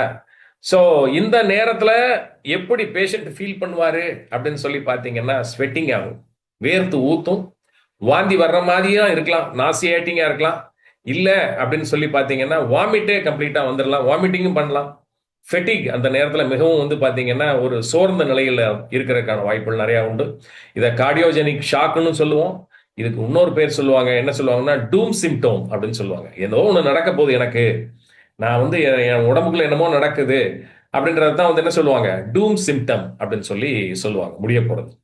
இதை தாண்டி வந்து பாத்தீங்கன்னா வேற எந்த இடத்துல எல்லாம் நீங்க அந்த ஆன்ஜைனா அப்படின்ற பெயினை ஃபீல் பண்ண முடியும் அப்படின்னா, நம்பர் ஒன் நான் சொன்ன மாதிரி இந்த ரெட்ரோ ஸ்டர்னல் பெயின் அப்படின்னு சொல்லக்கூடிய மீடியாஸ்டினம் மையப்பகுதியில் வரக்கூடிய பெயின் ஒண்ணு. ரெண்டாவதாக எபிகாஸ்ட்ரிக் பெயின் அப்படின்னு சொல்லுவாங்க. அதாவது நம்மளுடைய தொப்புளுக்கு மேல நம்மளுடைய இந்த இதயத்திற்கு கீழே மையமாக இருக்கக்கூடிய இந்த எபிகாஸ்ட்ரிக் ரீஜன், இந்த இடத்துல வரக்கூடிய பெயின், இதையும் வந்து நீங்க அசால்ட்டாக வயிறு வலி அப்படின்னு சொல்லி இத நீங்க தப்பாக நீங்க எடுத்துக்க கொள்ள முடியாது. அடுத்து shoulder pain, back pain, lower jaw, இங்கெல்லாம் வந்து பெயின் இருக்கும். ஸோ இந்த மாதிரி நிலைகள்ல நீங்க இதை எல்லாத்தையுமே வந்து நீங்களாக முடிவெடுத்தீங்க அப்படின்னா இது மிஸ்லீடிங்கா இருக்கும். இது டெஃபினட்டா வந்து பாத்தீங்கன்னா ஹையர் ரேட் ஆஃப் மார்டாலிட்டிக்கு வழிவகுக்கும். இறப்பு அப்படின்றது நிச்சயமாக உங்களுக்கு ஏற்படுத்துவதற்கான வாய்ப்பாக இது அமைந்துவிடும் நிச்சயமாக. ஸோ இத்தகைய நிலைகள்ல புரிதல் அப்படின்றது வேணும். டயபெட்டிக் பேஷன்ஸ்க்கு வந்து பாத்தீங்கன்னா நான் சொன்ன மாதிரி சிம்டம்ஸ் அப்படின்றது மோஸ்ட்லி இருக்காது. ஸோ டயபெட்டிக் பேஷன்ஸ் டெஃபினெட்லி ஒரு கார்டியாலஜிஸ்டோட ஒப்பீனியன்ல அவருடைய ஃபாலோ அப்ல என்றென்றைக்கு இருக்கிறது பாதுகாப்பு. அடுத்து நான் சொன்ன மாதிரி 60% பெயின் எல்லாமே வந்து பாத்தீங்கன்னா இந்த மாதிரி பிற உடல்ல ஏற்படக்கூடிய சின்ன சின்ன உபாதைகள்னால வரக்கூடிய வழி. அதை நீங்க தப்பாக நீங்க கால்குலேட் பண்ணி அது இதய பாதிப்பு அப்படின்னு சொல்லி நீங்க எடுத்துக்கொள்ள கூடாது. அப்ப இந்த பெயினே வந்து பாத்தீங்கன்னா ரெண்டா வந்து பிரிக்கிறாங்க. ஸ்டேபிள் அஞ்சைனா, அன்ஸ்டேபிள் அஞ்சைனா அப்படின்னு. இதய வழியே ஆஞ்சைனா அப்படின்னு சொல்றோம். இதை வந்து ஸ்டேபிள் ஆஞ்சைனா, அன்ஸ்டேபிள் ஆஞ்சைனா அப்படின்னு சொல்லி பிரிக்கிறாங்க. இப்ப ஸ்டேபிள் ஆஞ்சைனா அப்படின்னு சொல்லி எடுத்துக்கிட்டீங்க அப்படின்னா இதை ஈஸியா மெடிசின்ஸ் இல்லாம லைஃப் ஸ்டைல் மாடிஃபிகேஷன்ல சரி பண்ணிக்கலாம். அப்ப ஸ்டேபிள் ஆஞ்சைனா எப்படி இருக்கும் அப்படின்னு சொல்லி பாத்தீங்கன்னா, ஒரு வேலை செய்யறீங்க, ஒரு வேலை செஞ்சுக்கிட்டு இருக்கும்போது உங்களுக்கு வலி வருது, எக்ஸர்ட் ஆகி ரொம்ப இதாகிறீங்க, அந்த நேரத்துல வலி வருது. மாடிப்படி ஏறுறீங்க, இறங்குறீங்க, அந்த நேரத்துல உங்களுக்கு ஒரு வலி வருது. ரெஸ்ட் எடுத்துட்டீங்க, போய் உட்கார்ந்துட்டீங்க அப்படின்னா இந்த வலி வந்து ஆட்டோமேட்டிக்கா நின்றுது. இது வந்து ஸ்டேபிள் அஞ்சைனா அப்படின்னு சொல்றோம். அன்ஸ்டேபிள் அஞ்சைனா அப்படின்னா எப்படின்னா பெயின் அட் ரெஸ்ட் அப்படின்னு சொல்லுவோம். நீங்க ரெஸ்ட் எடுத்துட்டு இருக்கும்போது உங்களுக்கு வலி வருது, இது அன்ஸ்டேபிள் அஞ்சைனா. இதுல தான் நம்ம பார்க்கக்கூடிய அந்த டூம் சிம்டம், கார்டியோஜெனிக் ஷாக் இதெல்லாமே ஏற்படும். ஸோ இதை வந்து நீங்க அசால்ட்டாக எடுத்துக்கொள்ள முடியாது. பட் ஸ்டேபிளாக இருந்தாலும் அன்ஸ்டேபிளாக இருந்தாலும் இதை முடிவு செய்யக்கூடியது மருத்துவராகத்தான் இருக்கணும், நீங்களாக இருக்கக்கூடாது. நான் யூடியூப் பார்த்தேன் சார், நான் வாட்ஸ்அப்ல பார்த்தேன், நான் சோசியல் மீடியால பார்த்தேன், இவங்க யாரும் மருத்துவர் கிடையாது. சரிங்களா? சோ ஆகவே இதை நீங்களாக சுயமாக முடிவெடுக்க கூடாது, முடிவெடுக்கவும் முடியாது நிச்சயமா. சரிங்களா? ஓகே. சோ நிறைய விஷயங்கள் நம்ம பார்க்கையில இந்த எமோஷனல் டிசார்டர்ஸ் ரொம்ப ரொம்ப மிகவும் முக்கியமாக பார்க்க வேண்டும்.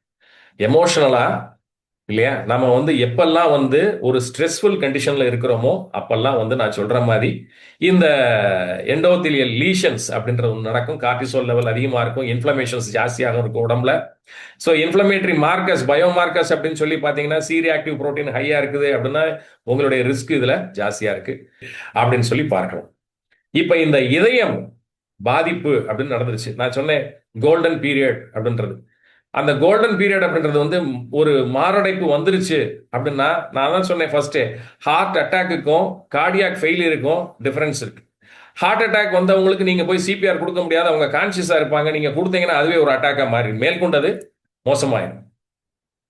அப்ப ஹார்ட் ஃபெயிலியர் வந்தவங்க அன்கான்சியஸா இருப்பாங்க, அன்ஸ்டேபிளா இருப்பாங்க. அவங்களுக்கு தான் நம்ம சிபிஆர் அப்படின்றத நம்ம அப்ளை பண்றோம். அதுதான் இப்ப வந்து நம்மளுக்கு டாக்டர் லட்சுமி பிரியா அவங்க வந்து முழுமையாக நம்மளுக்கு இதை பற்றி தெளிவாக ஒரு விளக்கத்தை நம்மளுக்கு கொடுப்பாங்க இந்த ஒரு விஷயத்துல.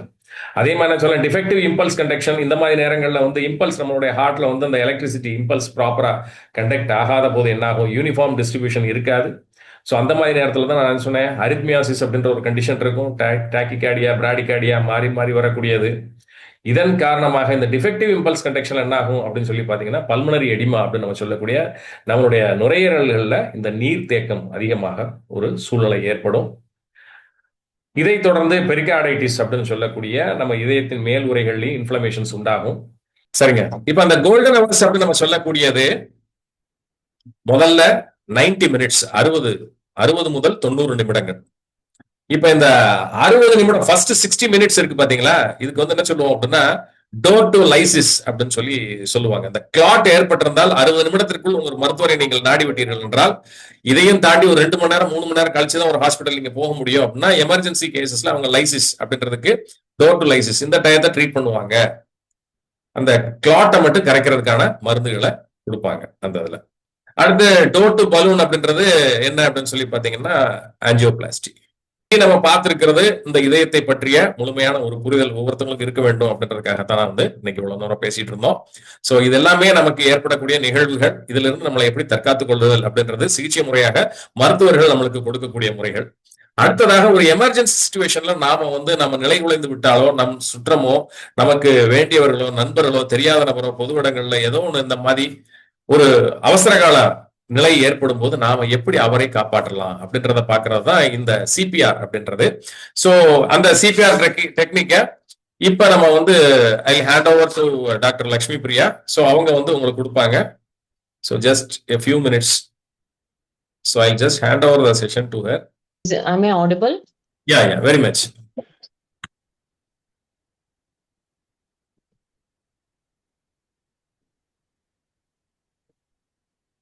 Yeah.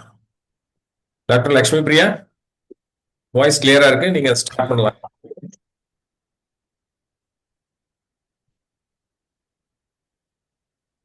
So welcome everybody.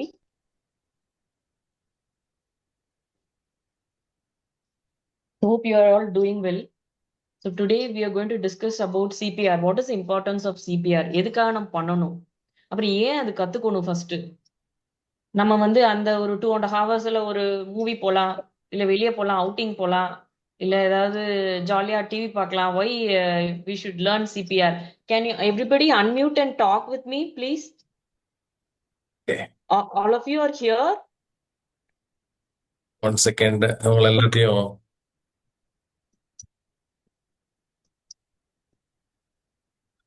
Okay. So unmute பண்ணிக்கிட்டு நீங்க பேசலாம்.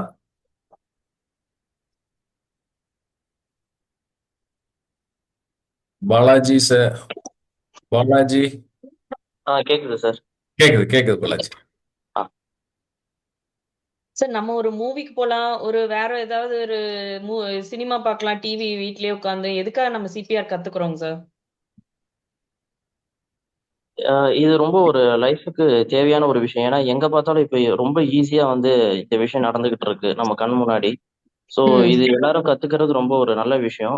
அதுவும் நம்ம மெடிக்கல் ஃபீல்ட்ல இருக்கும்போது நம்ம முக்கியமா வந்து தைரியமா பண்றதுக்கு ஒரு எக்ஸ்பர்ட் கிட்ட கத்துக்கிட்டு அதை பண்றது இன்னும் பெரிய விஷயம். ஸோ இது மஸ்ட் இது. கண்டிப்பா. சோ ஏதாவது இன்சிடென்ட்ஸ் உங்க ஊர்லயே உங்க ஃப்ரெண்ட்ஸ் சர்க்கிள்ல இந்த மாதிரி நடந்து பாத்தீங்களாங்க சார்? நடந்து பார்த்துருக்கோம். பட் விலகி தான் போயிருக்கோமே தவிர அதை நம்ம வந்து பண்றதுக்கு பயமா இருக்கு. ஏன் அப்படின்னா இன்னொரு விஷயம் என்னன்னா, நம்ம போய் அதை பண்றதுனால அதனால ஒரு பின்விளைவு ஏற்பட்டுருமா, அதனால நமக்கு ஏதாவது ஒரு பிரச்சனைகள் வருமா அப்படின்ற ஒரு பயமும் இருக்கு. இல்ல அந்த பயத்தை வந்து போக்குறதுக்கு தான் நம்ம ட்ரைனிங் இருக்கு. ட்ரைனிங்னா எப்படி இருக்குங்கனாங்க சார்? செஷன்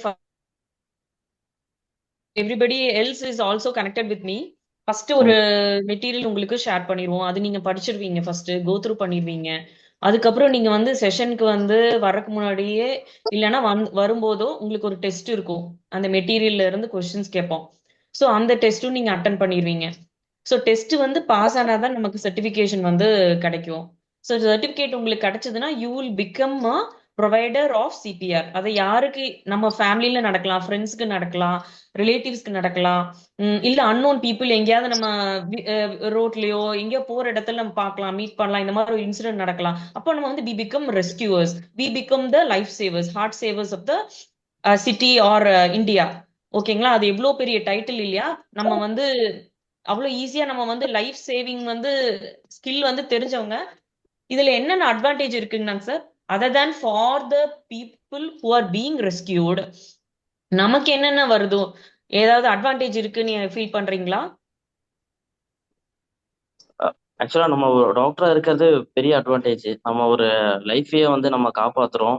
ஒரு சோலை வந்து நம்ம திருப்பியும் பியூரிஃபை பண்ணி அவங்கள வந்து இந்த பூமியில வந்து வாழ வைக்கிறோம். ஸோ அதுவே ஒரு பெரிய விஷயம் தான். இப்போ பட் இன்னும் அது இப்போ சிபிஆர்லாம் பண்ணும்போது நமக்கு இன்னும் ஒரு அட்வான்டேஜ் அதிகமா இருக்கு. ஏன் அப்படின்னா ஒரு மெடிகேஷன்ஸ் மட்டும் நமக்கு வந்து போதாது இல்ல. மேனுவலா நம்மளுக்கு அங்க வந்து நம்ம வந்து ப்ரெஷர் கொடுத்து அங்க ஏதோ ஒரு அடைப்பு இருக்கு அப்படின்னா அதை வந்து பம்ப் பண்ணி அனுப்பும்போது அவங்களுக்கு இன்னும் கார்டியாக் அரெஸ்ட் இருக்கும் போது அரெஸ்ட் ஆயிருக்கிற ஒரு விஷயம் வந்து புதுப்பித்து நமக்கு வந்து தரப்படுது இல்ல. அது நல்ல விஷயம் தானே. ஆமாங்க. ஆக்சுவலி ம், குழந்தைங்களுக்கு டீச் பண்ணிட்டு இருக்கோம். சோ இது ம், என்னன்னா, this gives a different kind of confidence to you. குழந்தைங்களுக்கோ இல்ல யங் டீனேஜ் அடல்ட்ஸ்க்கு யங் அடல்ட்ஸ்க்கு நம்ம இது டீச் பண்ணா அவங்களுக்கு லைஃப்ல வேற ஏதாவது டிஸ்ட்ராக்ஷன் இருந்ததுன்னா, for example they maybe into somebody maybe provoking them into hmm, some bad ஹேபிட்ஸா இருக்கலாம். இல்ல அவங்களுக்கு கான்ஃபிடன்ஸ் கம்மியான ஒரு கம்மியா முன்னாடி இருந்து இருந்திருக்கலாம். ஈவன் ம், ஒரு புவர் பெர்ஃபார்மிங் ஸ்டூடெண்டாவோ இருக்காங்க அப்படின்னு வைங்களேன். இல்ல யங் அடல்ட் ஜாப்ல சாட்டிஸ்ஃபைடா இல்ல, பட் தே டூயிங் திஸ் போது they get kind of so much confidence that their performance in at school, college, at work, everything becomes so much because they're replacing a doctor. And one more thing, they're saving and they become a kind of a rental heart or a replacement of the lung for anybody. அவங்க வந்து ம், ஆம்புலன்ஸ்ல வந்து அவங்க reach ஆகி அந்த பேஷண்ட்டை வந்து ventilation அந்த ஆக்சிஜனேஷன் டேக் ஓவர் பண்ணி கம்ப்ரெஷன்ஸ் அவங்க எடுத்து ட்ரக்ஸ் எல்லாம் கொடுத்து அதெல்லாம் பண்ற வரைக்கும் நம்ம என்ன பண்ணணும்? அதுதான் வந்து ஒரு பேஷண்டோட சர்வைவல் எப்படி இருக்க போகுது? Yes or no. அதுக்கு மேல பிரெயின் வந்து 100% கண்டிப்பா அவங்க முன்னாடி வந்து இந்த அரெஸ்ட் வர்றதுக்கு முன்னாடி பெர்ஃபார்மன்ஸ் வந்து பிரெயின் 100% இருந்திருக்கும் இல்லையா? கேட்டா பதில் சொல்லுவாங்க, நடப்பாங்க. இதெல்லாம் இருக்கா இல்லையா? இல்ல சும்மா வெஜிடபிள் மாதிரி படுத்துட்டு உயிரோடு மட்டும் இருக்காங்களா? இந்த டிஃபரன்ஸ் ஒருத்தவங்களுக்கு நம்ம கொடுக்கும்போது லைஃப் லாங் நம்ம அவங்க பார்க்கும்போது how they will respond to us and how we'll feel for doing such a ஒரு மிலிட்ரியில வேலை செஞ்சிருப்பாங்க. தே கிவன் தெம்செல்ஸ் டோட்டலி பார்டர்ல எத்தனையோ பேர் இருக்காங்க. We are equal to them whoever is learning and performing and equipping themself to do such a training and certifying themselves. They hmm, are equivalent to anybody who's rescuing the country also, because country is made of people. People நம்ம rescue பண்ணும்போது அன்னோனா இருந்தாலும் பண்றோம். இது நம்ம அவங்க நமக்கு யாருன்னே தெரியலனாலும் பண்ணுவோம் நம்ம. நான் ஸ்கூல்ஸுக்கு போகும்போது அவங்க கிட்ட கேட்பேன், சில்ட்ரன் கிட்ட. I just do something like funny. இந்த ஈவெண்ட் வந்து சீரியஸா பண்ண மாட்டேன். ஐ யூஸ்ட் ஆஸ்க் தெம், விழுந்துட்டாங்க, அவங்க உங்க லாங் டேர்ம் எனிமியா இருந்தாங்கன்னா என்ன பண்ணுவீங்க அப்படின்னு நான் கேட்பேன். ம். ஸோ இது இஸ் ஆல்மோஸ்ட் லைக் சீரியஸான விஷயம். அந்த விஷயம் நடக்கும்போது நம்ம இருப்போம் சீரியஸா. But learning we have to make it little more active, proactive and interactive. அதுதான் ரொம்ப முக்கியம். இந்த சிபிஆர்ல வந்துட்டு நிறைய சினாரியோஸ் கொடுப்போம்.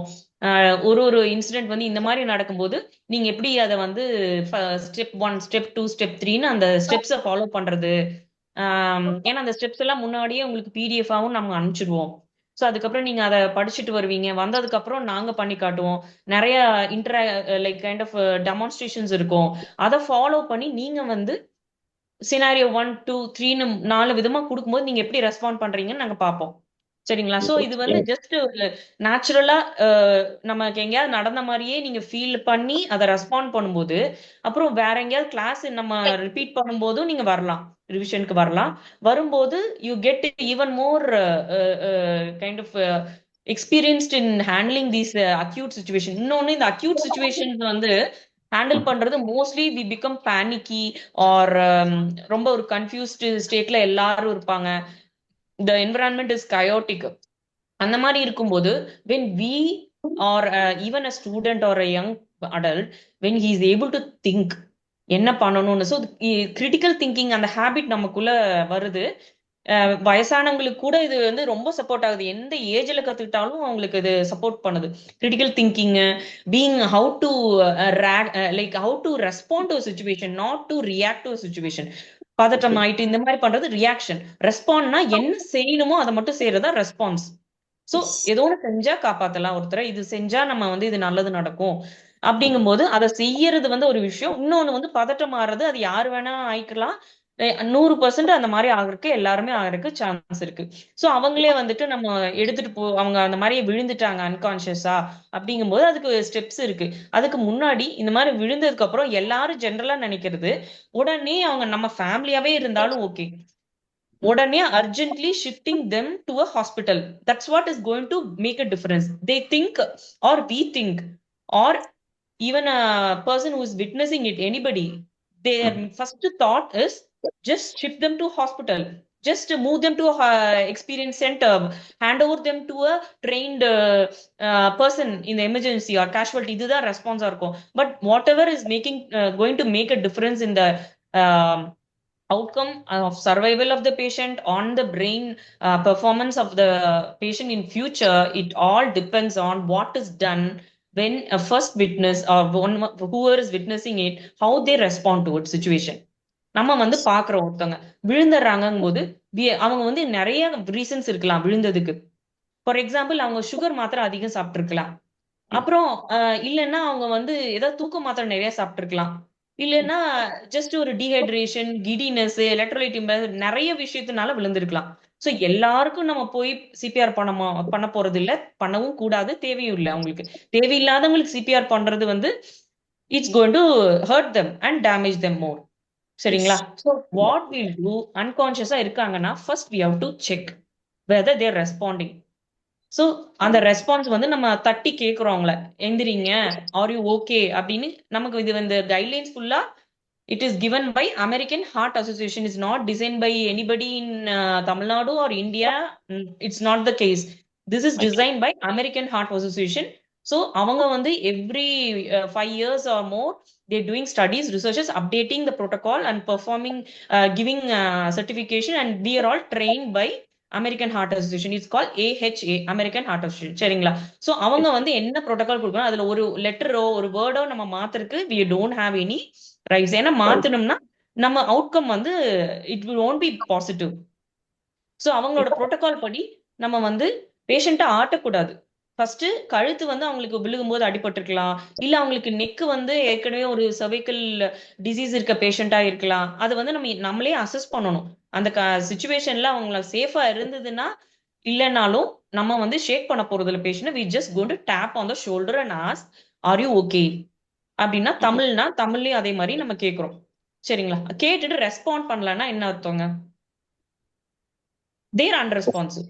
ஸோ அன்ரெஸ்பான்சிவ்னா next step we have to call for help. Call for ஹெல்ப்னா we just activating the emergency medical services and we are activating the neighboring people who are on the street everywhere. And while activating, we are just going to shift the patient to a safe place which is nearby, which is the safest place. இப்போ road சைட்ல நடு ரோட்ல விழுந்திருக்காங்கன்னா we have to shift them to the safe place. So scene safety. சரிங்களா? What is scene safety na? We are going to move the patient to a place where it is safe for the patient and it's safe for us. இதே அவங்க கூப்பிடும் போது எந்திரிச்சிட்டாங்கன்னா அவங்களை கூட்டிட்டு போய் தண்ணி கொடுத்து நம்ம ஒருத்தர் கூட்டிட்டு போறோம். ரெஸ்பாண்ட் பண்ணலன்னா we have to just before acting we have to check the scene safety. அதுக்கு அடுத்த ஸ்டெப் வந்து அவன் வந்து சேஃப் பிளேஸ்க்கு அவங்களை எடுத்துட்டு போயிடும். நெக்ஸ்ட் இஸ் நான் என்ன சொன்னேங்க, நம்ம emergency activating help, call for help, அதுதான் அடுத்த step. So calling for help we have to activate people. நம்ம போய் கூப்பிடுறது கிடையாது, போய் கூப்பிடுறது அந்த மாதிரி இல்லை. எல்லாமே ஒரே இடத்துல அவங்களுக்கு செஸ்ட் கம்ப்ரெஷனோ எது நம்ம தேவையோ அதை பண்ணிட்டு, எந்த விஷயம் நம்ம பண்ணாலும் 10 செகண்டுக்கு மேல இன்டரப்ஷனே பண்ணக்கூடாது. நம்ம 10 செகண்டுக்கு மேல இன்டரப்ஷன் பண்ணிட்டோம்னா அந்த பேஷண்ட் பொழைச்சாலுமே அவங்களுக்கு பிரெயின் டெத் நடந்திருக்கும். ஏற்கனவே நம்ம வந்து ஒரு நல்லது செய்யும் போது 100% செய்யணும். நம்ம இப்போ வந்து அரைக்குறையா நம்ம செய்யும் போது அது நமக்கு வந்து அன்அவேரா இருக்கும்போது what the mind does not know, you will not be able to realise what to do. இல்லைங்களா? What the eyes do not know, mind does not, அந்த மாதிரி சொல்லுவோம் இல்லையா? What the eye cannot see, the mind will not know. அதே மாதிரி if your mind does not know, you cannot act. So அந்த awareness நமக்கு வேணும். First we are the emergency responders, we are the rescuers. So what we do, we have to avoid any interruptions in the therapy. So 10 seconds மேல we are not going to stop chest compressions. சரிங்களா? இதுக்கு முன்னாடி chest compression start பண்றதுக்கு முன்னாடி first responsiveness பார்த்துட்டோம். we are also checking the breathing pattern. Patient வந்து breath பண்றாங்களா, pulse இருக்கா அப்படின்னு நம்ம செக் பண்ணுவோம். ஸோ லைவா நம்ம டெமான்ஸ்ட்ரேட் பண்ணும்போது அதை நம்ம காட்டுவோம். ஸோ பிரீத்திங் வந்து எப்படி பண்ணோம்னா looking, listening and feeling for breath. So looking for the chest movement, listening for the breath sounds, and also feeling for the breath air அந்த பிரீத்திங் பண்ற அந்த ஏர் வந்து நம்ம மேல படும்போது அந்த ஃபீலை வந்து நம்ம ஃபீல் பண்றோம். ஸோ இது பண்ணும்போது we have to simultaneously check the pulse of the patient. Pulse வந்து peripheral pulse பார்க்க கூடாது. We have to check for the central pulse because the carotid arteries are very close to heart and it is not we may miss the peripheral pulse. அவங்க வந்து gold ஆயிருவாங்க, தே may be in ஹைப்போவோலிமியா, ஷாக்ல இருப்பாங்க. So அப்போ peripheral pulse நமக்கு தெரியாது. we have to check for the central pulse. carotid pulse நம்ம பார்க்குறோம். So we have to check for the breathing and also the pulse at the same time. Maximum time நம்ம எவ்வளவு எடுத்துக்கிறோம்னா 5 second, maximum 5 second up to 10 seconds எடுத்துக்கலாம். But mostly 1 to 10 செகண்ட்ஸ்ல நம்ம வந்து இது ரெண்டுமே நம்ம பேஷண்டோட இது வந்து செக் பண்ணிடுறோம். ஓகே. யாரோ ஒருத்தவங்க மியூட் பண்ணணும்னு நினைக்கிறேங்க. சோ இது முடிச்சதுக்கு அப்புறம் what we do? ஹெல்ப்லைன் பண்ணதுக்கு அப்புறம் ஹலோ கேக்குதுங்களா?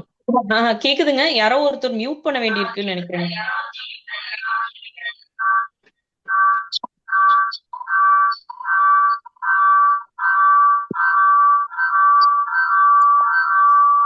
Doctor Babu, One second, ma.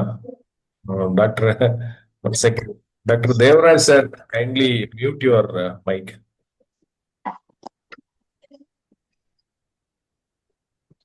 ஓகேங்களா? இப்ப கேக்குதுங்களா? கேக்குது. So what we do, checking for the breathing of the patient, அங்க cardiovascular system எப்படி இருக்கு, பல்ஸ் இருக்கா நம்ம செக் பண்ணிடுறோம். இது ரெண்டும் நம்ம கன்ஃபார்ம் பண்ணதுக்கு அப்புறம் 10 செகண்ட்ல நம்ம பார்க்கணும். இதுவே ஒரு 15 மினிட்ஸ் 10 மினிட்ஸ் இப்படி ரொம்ப லேட் பண்ணும்போது 3 மினிட்ஸ்க்கு மேல பேஷண்ட்டுக்கு நமக்கு ஹார்ட்ல இருந்து அவங்களுக்கு பம்ப் பண்ணி மூளைக்கு நம்ம பிளட் அனுப்பலன்னா மூளை வந்து goes into permanent cell damage neurons. So அதை அவாய்ட் பண்றதுக்கு நம்ம வந்து செஸ்ட் கம்ப்ரெஷன் வந்து ஏர்லி செஸ்ட் கம்ப்ரெஷன். ஸோ ஒரே ஒரு ப்ரோட்டோகால் இந்த ஃபுல் லேர்னிங் ஆஃப் சிபிஆர்ல மெயினான ஒரு க்ரக்ஸே வந்து early chest compression and pulse இல்லைன்னா இமீடியட் செஸ்ட் கம்ப்ரெஷன். ஆர் நம்ம வந்து ட்ரைனிங் ஆகல, நம்ம வந்து சஃபிஷியண்டா எக்யூப் ஆகல, or we are not sure, we are not certified, we never attended a ப்ரோக்ராம்னா we are not sure, just do simply hands only CPR. Hands only சிபிஆர்னா chest compressions நம்ம ஸ்டார்ட் பண்ணிடுறோம். ஸ்டார்ட் செஸ்ட் கம்ப்ரெஷன்ஸ் பண்ணிட்டே இருக்கிறோம், no interruptions. Breathing கூட rescue breath நம்ம இடையில 30 compression பண்ணும்போது 2 ரெஸ்கியூ பிரெத்ஸ் நம்ம கொடுக்குறோம். நம்மளோட மூச்சு காத்துல இருந்து வர ஆக்சிஜனை அவங்களுக்கு கொடுக்குறோம். 20% தான் இருக்கும், 21%. பட் அது வந்து நத்திங் இஸ் லைக் பெட்டர் இல்லையா, ஒண்ணுமே அவங்க இல்லாம இருக்காங்க ஆக்சிஜன். ஸோ அதனால we give some breathing to them. So அது வந்து நோஸ் பிஞ்ச் பண்ணிட்டு ஹெட் டில்ட் பண்ணிட்டு நெக்க நல்லா அவங்களுக்கு கழுத்து அடிப்படலன்னா நெக் எக்ஸ்டெண்ட் பண்ணிட்டு we are giving rescue breath every 30 compression. So அது எப்படி கொடுப்போம்னா 30 செஸ்ட் கம்ப்ரெஷன்ஸ். அது கொடுக்கும்போது we have to give it at a rate of, அதுக்கு ஒரு 6 பாயிண்ட் வந்து அமெரிக்கன் ஹார்ட் அசோசியேஷன் கொடுத்துருக்காங்க. So we have to give at a rate of 100 to 120 beats per minute. that means ஒரு செகண்டுக்கு நீங்க 1.5 கம்ப்ரெஷன் இல்லது 2 கம்ப்ரெஷன் கொடுத்துக்கணும். 1.5 to 2 compression. அப்படி கொடுக்கும்போது 1 மினிட்டுக்கு நம்ம 100 to 120 கொடுத்துருப்போம் நம்ம கம்ப்ரெஷன். ஸோ அது எப்படி போகும்னா நம்மளோட அந்த பேஸ் எப்படி இருக்குன்னா 1 2 3 4 5 6 7 8 இப்படிதான் போகும். நாட் லைக் ஒவ்வொரு செகண்டுக்கு ஒண்ணுன்னா 60 தான் வரும் compression. So we have to start early compression. Early chest compression is the best outcome we have seen in all the researches. And இன்னொரு என்ன சொல்றாங்கன்னா செஸ்ட் கம்ப்ரெஷன் எந்த இடத்துல கொடுப்போம், என்ன ரேட்ல கொடுப்போம், என்ன டெப்த்ல கொடுப்போம், எப்படி கொடுப்போம், இன்டரப்ஷன்ஸ் இருக்குமா, அப்புறம் இடையில கேப் இல்லாமையும் கொடுக்கலாம். இன்டரப்ஷன் 1 2 3 4 5 6 இது வந்து ஸ்பீடா கொடுக்குறது, இந்த மாதிரி கொடுக்கலாம். ஆனா அதுவும் எஃபெக்டிவா இருக்காது. ஒரு நம்ம அதுக்கு மேல வந்து ஃபாஸ்டா 100 to 120 100ன்னு கூட ஞாபகம் வச்சுக்கலாம். 100 பீட்ஸ் பெர் மினிட் நம்ம வந்து கம்ப்ரெஷன்ஸ் கொடுக்குறோம். சோ இதுக்கு மேல நம்ம கொடுக்கும்போது வாட் ஹேப்பன்ஸ் இஸ் நமக்கு வந்து அந்த ரீகாயில் செஸ்ட் வந்து இப்படி அழுத்திட்டே இருக்கோம்னா நம்ம மேல வரதுக்கு கொஞ்சம் டைம் கொடுத்தாதான் வெளியே போன பிளட் திருப்பி ஹார்ட்ல ஃபில் ஆகும். சோ அப்படி ஃபில் ஆனதுக்கு அப்புறம் தான் திருப்பி நம்ம பிரஸ் பண்ணும்போது திருப்பி பிரெயினுக்கு போகும். ஒரு விஷயத்த அழுத்தி பிடிச்சே இருந்தா எங்க உள்ள வரும், பிளட் வராது இல்லைங்களா. இப்படி அழுத்தி தான் நம்ம குடுக்குற இடம், இப்படி பிடிக்க கூடாது. So we have to do and give time for recoil of the chest. So இந்த 6 பாயிண்ட் என்னன்னா, first we have to give compressions at a rate of 30:2 for an adult இருந்தாங்க. 30 கம்ப்ரெஷனுக்கு 2 ரெஸ்கியூ பிரெத் கொடுக்குறோம். நம்ம ட்ரெயின்டா இல்லைன்னா just go out and give only compression. எந்த training இல்ல, doubt இல்ல, நமக்கு தெரியல, we cannot give rescue breath எப்படி கொடுக்கணும்னு தெரியல, so we just give compression. So அவங்க கம்ப்ரெஷன் வந்து கரெக்ட், அது மட்டும் கரெக்டா கொடுத்துட்டே இருக்கலாம். அது வந்து லேமேனுக்கு நம்ம சொல்றது. நம்ம ட்ரைனிங் எடுக்கிறோம்னா we can give proper rescue breaths 30:2 அந்த ரேஷியோல நம்ம கொடுக்கணும் கம்ப்ரெஷன் அண்ட் பிரீத்திங். அடுத்தது what is the rate of compression, எத்தனை ஒரு மினிட்டுக்கு எவ்வளவு கொடுப்போம்? 100 to 120 120 compressions நம்ம 120 கொடுத்திருப்போம். Yeah, correct, very good. And third point is we have to give compression எவ்வளவு கொடுக்கணும் அப்படின்னு ஒண்ணு இருக்கு. Five So seconds. இதுதான் அந்த மேனிக்கின். உங்களுக்கு இது ஃபுல்லா தெரியல, இப்ப நம்ம வந்து அந்த ஃபோக்கஸ் பண்ணல. சோ இதுதான் அந்த மேனிக்கின். சோ இப்படி கொடுக்கும்போது இது வந்து எவ்வளவு உள்ள போகணும்னு ஒரு, அதுவும் வந்து AHA வந்து அமெரிக்கன் ஹார்ட் அசோசியேஷன் அதுவும் நமக்கு சொல்லியிருக்காங்க. So Okay. they told 5 centimetre உள்ள போகணும். 5 சென்டிமீட்டர் வந்து அது உள்ள போகும். செஸ்ட் வந்து கம்ப்ரெஷன் ஆகணும். இது வந்து 5 சென்டிமீட்டர் உள்ள போகணும். சோ அந்த மாதிரி கொடுக்கும்போது சிலருக்கு வந்து செஸ்ட் வால்யூம் இவ்வளவு பெருசா இருக்குன்னா அவங்களுக்கு 1/3 உள்ள போகணும். Okay. சோ அதுல 1/3 ரொம்ப ஒபீஸ் பேஷண்ட்க்கு இன்னும் கொஞ்சம் அதிகமா கம்ப்ரெஷன் வந்து நம்ம டெப்த் கொடுக்கணும். சோ ஆல்மோஸ்ட் சொல்ல போனா அந்த ரிப்ஸ் எல்லாம் உடையிற அளவுக்கே கொடுக்கும் போது அவ்வளோ நம்ம அழுத்தினாதான் போகும். இந்த டால்ல மேனிக்கின்ல வந்து நம்ம கொடுக்கும்போது கம்ப்ரெஷன் நல்லா போகும். ஏன்னா சிலிகான் ரியல்ல நம்ம கொடுக்கும்போது ரொம்ப டயர்ட் ஆகும் நம்ம. சோ இது வந்து கம்ப்ரெஷன் டெப்த் எவ்வளவுன்னு பார்த்துட்டோம். நெக்ஸ்ட் இன்டரப்ஷன்ஸே இருக்கக்கூடாது. கம்ப்ரெஷன்ஸ் கொடுக்கும்போது எந்த இன்டரப்ஷன்ஸும் இருக்கக்கூடாது. நம்ம வந்து போய், நான் ஒரு ஸ்கூல்ல எடுத்தப்ப அதான் நான் சொன்னேன், நான் உங்களுக்கு டயர்ட் ஆயிடுச்சுன்னா போய் காஃபி சாப்பிட்டு வந்து கொடுப்பீங்களா எல்லாம் நான் கேட்டு இருந்தேன். It is not a joke, but இது மாதிரி நமக்கு டயர்ட் ஆயிட்டோம்னா it is a team work. நம்ம வந்து ஒரு 2-3 பேர் இருக்காங்களா, அவங்கவுங்களுக்கு ஒருத்தர் அசைன் பண்ணிடணும். 2 பேர் இருக்காங்கன்னா ஒருத்தர் பிரீதிங் கொடுக்க சொல்லிட்டு ஒருத்தர் கம்ப்ரெஷன் கொடுக்கணும். கம்ப்ரெஷன் கொடுத்துட்டு இருக்கவங்க அவங்க எப்ப டயர்ட் ஆனாலோ இல்லைன்னா எவ்ரி 2 மினிட்ஸோ நம்ம வந்து ஸ்விட்ச் பண்ணிக்கணும். ஏன்னா ஒருத்தரே கொடுக்கும்போது டயர்ட் ஆகும்போது நான் வந்து ஹீரோ மாதிரி நம்ம கொடுக்கணும்னு அவசியம் இல்ல. என்ன பண்ணணும்னா நம்ம கொடுக்கறது வேலை செய்யணும்னா ஹியூமன் பாடி வந்து டயர்ட் ஆயிடும். we are not robot. அமெரிக்கால வந்து லியூகாஸ்ல ஒரு மெஷின் கண்டுபிடிச்சிருக்காங்க, அதுவே செஸ்ட் கம்ப்ரெஷன் அதுவே கொடுத்துட்டே இருக்கும். அந்த மாதிரி நம்ம மெஷின் கிடையாது. So we are human tired ஆயிடும், ஸ்விட்ச் பண்ணிட்டே இருக்கணும். நம்ம கம்ப்ரெஷன் கொடுக்குறவங்க we have to switch between us, we have to ask for people to come and take over the compressions. So அது ஒண்ணுங்க. அப்புறம் ஒரு கம்ப்ரெஷனுக்கு இடையில we have to give a gap. So 100 to 100 beats per minute நம்ம வந்து compressions பண்ணிட்டே இருக்கோம். இடையில giving time to recoil of the chest. Chest அமுத்தின செஸ்ட் மேல போறதுக்கு நம்ம ஒரு டைம் கொடுக்குறோம். அந்த டைம் கொடுத்தா நமக்கு செஸ்ட் மேல வந்துடும், அடுத்த பிளட் உள்ள வந்துடும், திருப்பி அடுத்த ப்ரெஸ் பண்ணும்போது திருப்பி பிரெயினுக்கு போகும். ஸோ அந்த பிளட். ஸோ இதுதான் வந்து பேசிக். செஸ்ட் கம்ப்ரெஷன்ஸ் கொடுத்துட்டே இருக்கும். So after that every 2 minutes or 5 cycles நம்ம கொடுக்குறோம். 30 compressions 2 breath. This forms 1 cycle. இந்த மாதிரி 5 சைக்கிள் நம்ம கொடுக்குறோம். அதாவது 150 கம்ப்ரெஷன்ஸும் 10 பிரெத்ஸும் கொடுத்து முடிச்சுட்டு we have to again இந்த மாதிரி கொடுத்துட்டே இருந்தா நமக்கு பேஷண்ட் ஒருவேளை இடையில வந்து they come to ராஸ்க்னு சொல்லுவாங்க, return of spontaneous circulation, ROSE,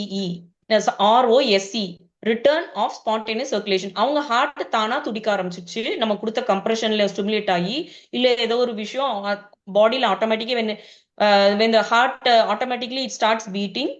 அதுக்கு நம்ம செக் பண்றதுக்கு எவ்ரி 30 சைக்கிள்ஸ் நம்ம ஒரு சைக்கிளுக்கெல்லாம் செஸ்ட் கம்ப்ரெஷன் கொடுத்துட்டு செக் பண்ணக்கூடாது. அமெரிக்கன் ஹார்ட் அசோசியேஷனோட ரெக்கமெண்டேஷன் என்னன்னா 5 சைக்கிள்ஸ் இது முடிச்சுட்டு then or if possible either 5 cycle or 2 minutes இது கொடுத்துட்டு then we again go back and check to the திருப்பியும் பல்ஸ் பிரீதிங் வந்துருச்சா நம்ம செக் பண்றோம். பல்ஸ் வந்து கெரட்டிட்ல பாக்குறோம். ஸோ கெரட்டிட் பல்ஸ்ங்கிறது இந்த ட்ரக்கியால இருந்து இப்படி லேட்டரலா போனா மசில் வரும், அந்த மசிலுக்கு பக்கத்துல ஒரு க்ரூ மாதிரி இருக்கும், அதுதான் வந்து கெரட்டிட் பல்ஸ். பிரீத்திங் நான் ஏற்கனவே சொன்னேன், செஸ்ட் மேல போய் வர்றது and also listening for breath sounds and also feeling for the breathing வந்து நம்ம பார்ப்போம். ஸோ இதுதான் அந்த ஹெட் எண்டுன்னு வைங்களேன். ஸோ வாட் வி டூ, நம்ம இப்படிதான் ரெண்டையுமே ஒரே டைம்ல செக் பண்ணுவோம். Will be checking for both breathing and also the pulse at the same time. அதுக்கு நான் எவ்வளவு டைம் எடுத்துக்கணும்னு சொன்னேன்? less than 10 seconds. 10 seconds. Yeah, mostly 5 seconds or up to maximum 10 seconds தான் அதுக்கு எடுத்துக்கணும். ஸோ நான் இப்படிதான் செக் பண்றேன். இந்த கையில வந்து பல்ஸ் பார்த்துட்டு இப்படி வந்து I am looking for the chest breathing வந்து எனக்கு அந்த ஏர் என் மேல அவங்க பிரீத் பண்ணாங்கன்னா என் மேல விழுகும். And I am also listening for the breathing sounds. இப்படிதான் நம்ம செக் பண்றோம். So this is how we check for the breathing and also the pulse of the patient. அவங்க சர்க்குலேஷன் இருக்கா நம்ம செக் பண்றது. ஸோ இதை முடிச்சுட்டு every 2 minutes or every 5 cycle we ask the if we are tired and we again check the இது check பண்ணும்போது திருப்பி pulse இல்லைன்னா what we do? அகைன் நம்ம பம்பிங் நம்ம தரது நல்லது. நல்ல இது ஸ்டாப்பே பண்ணக்கூடாது.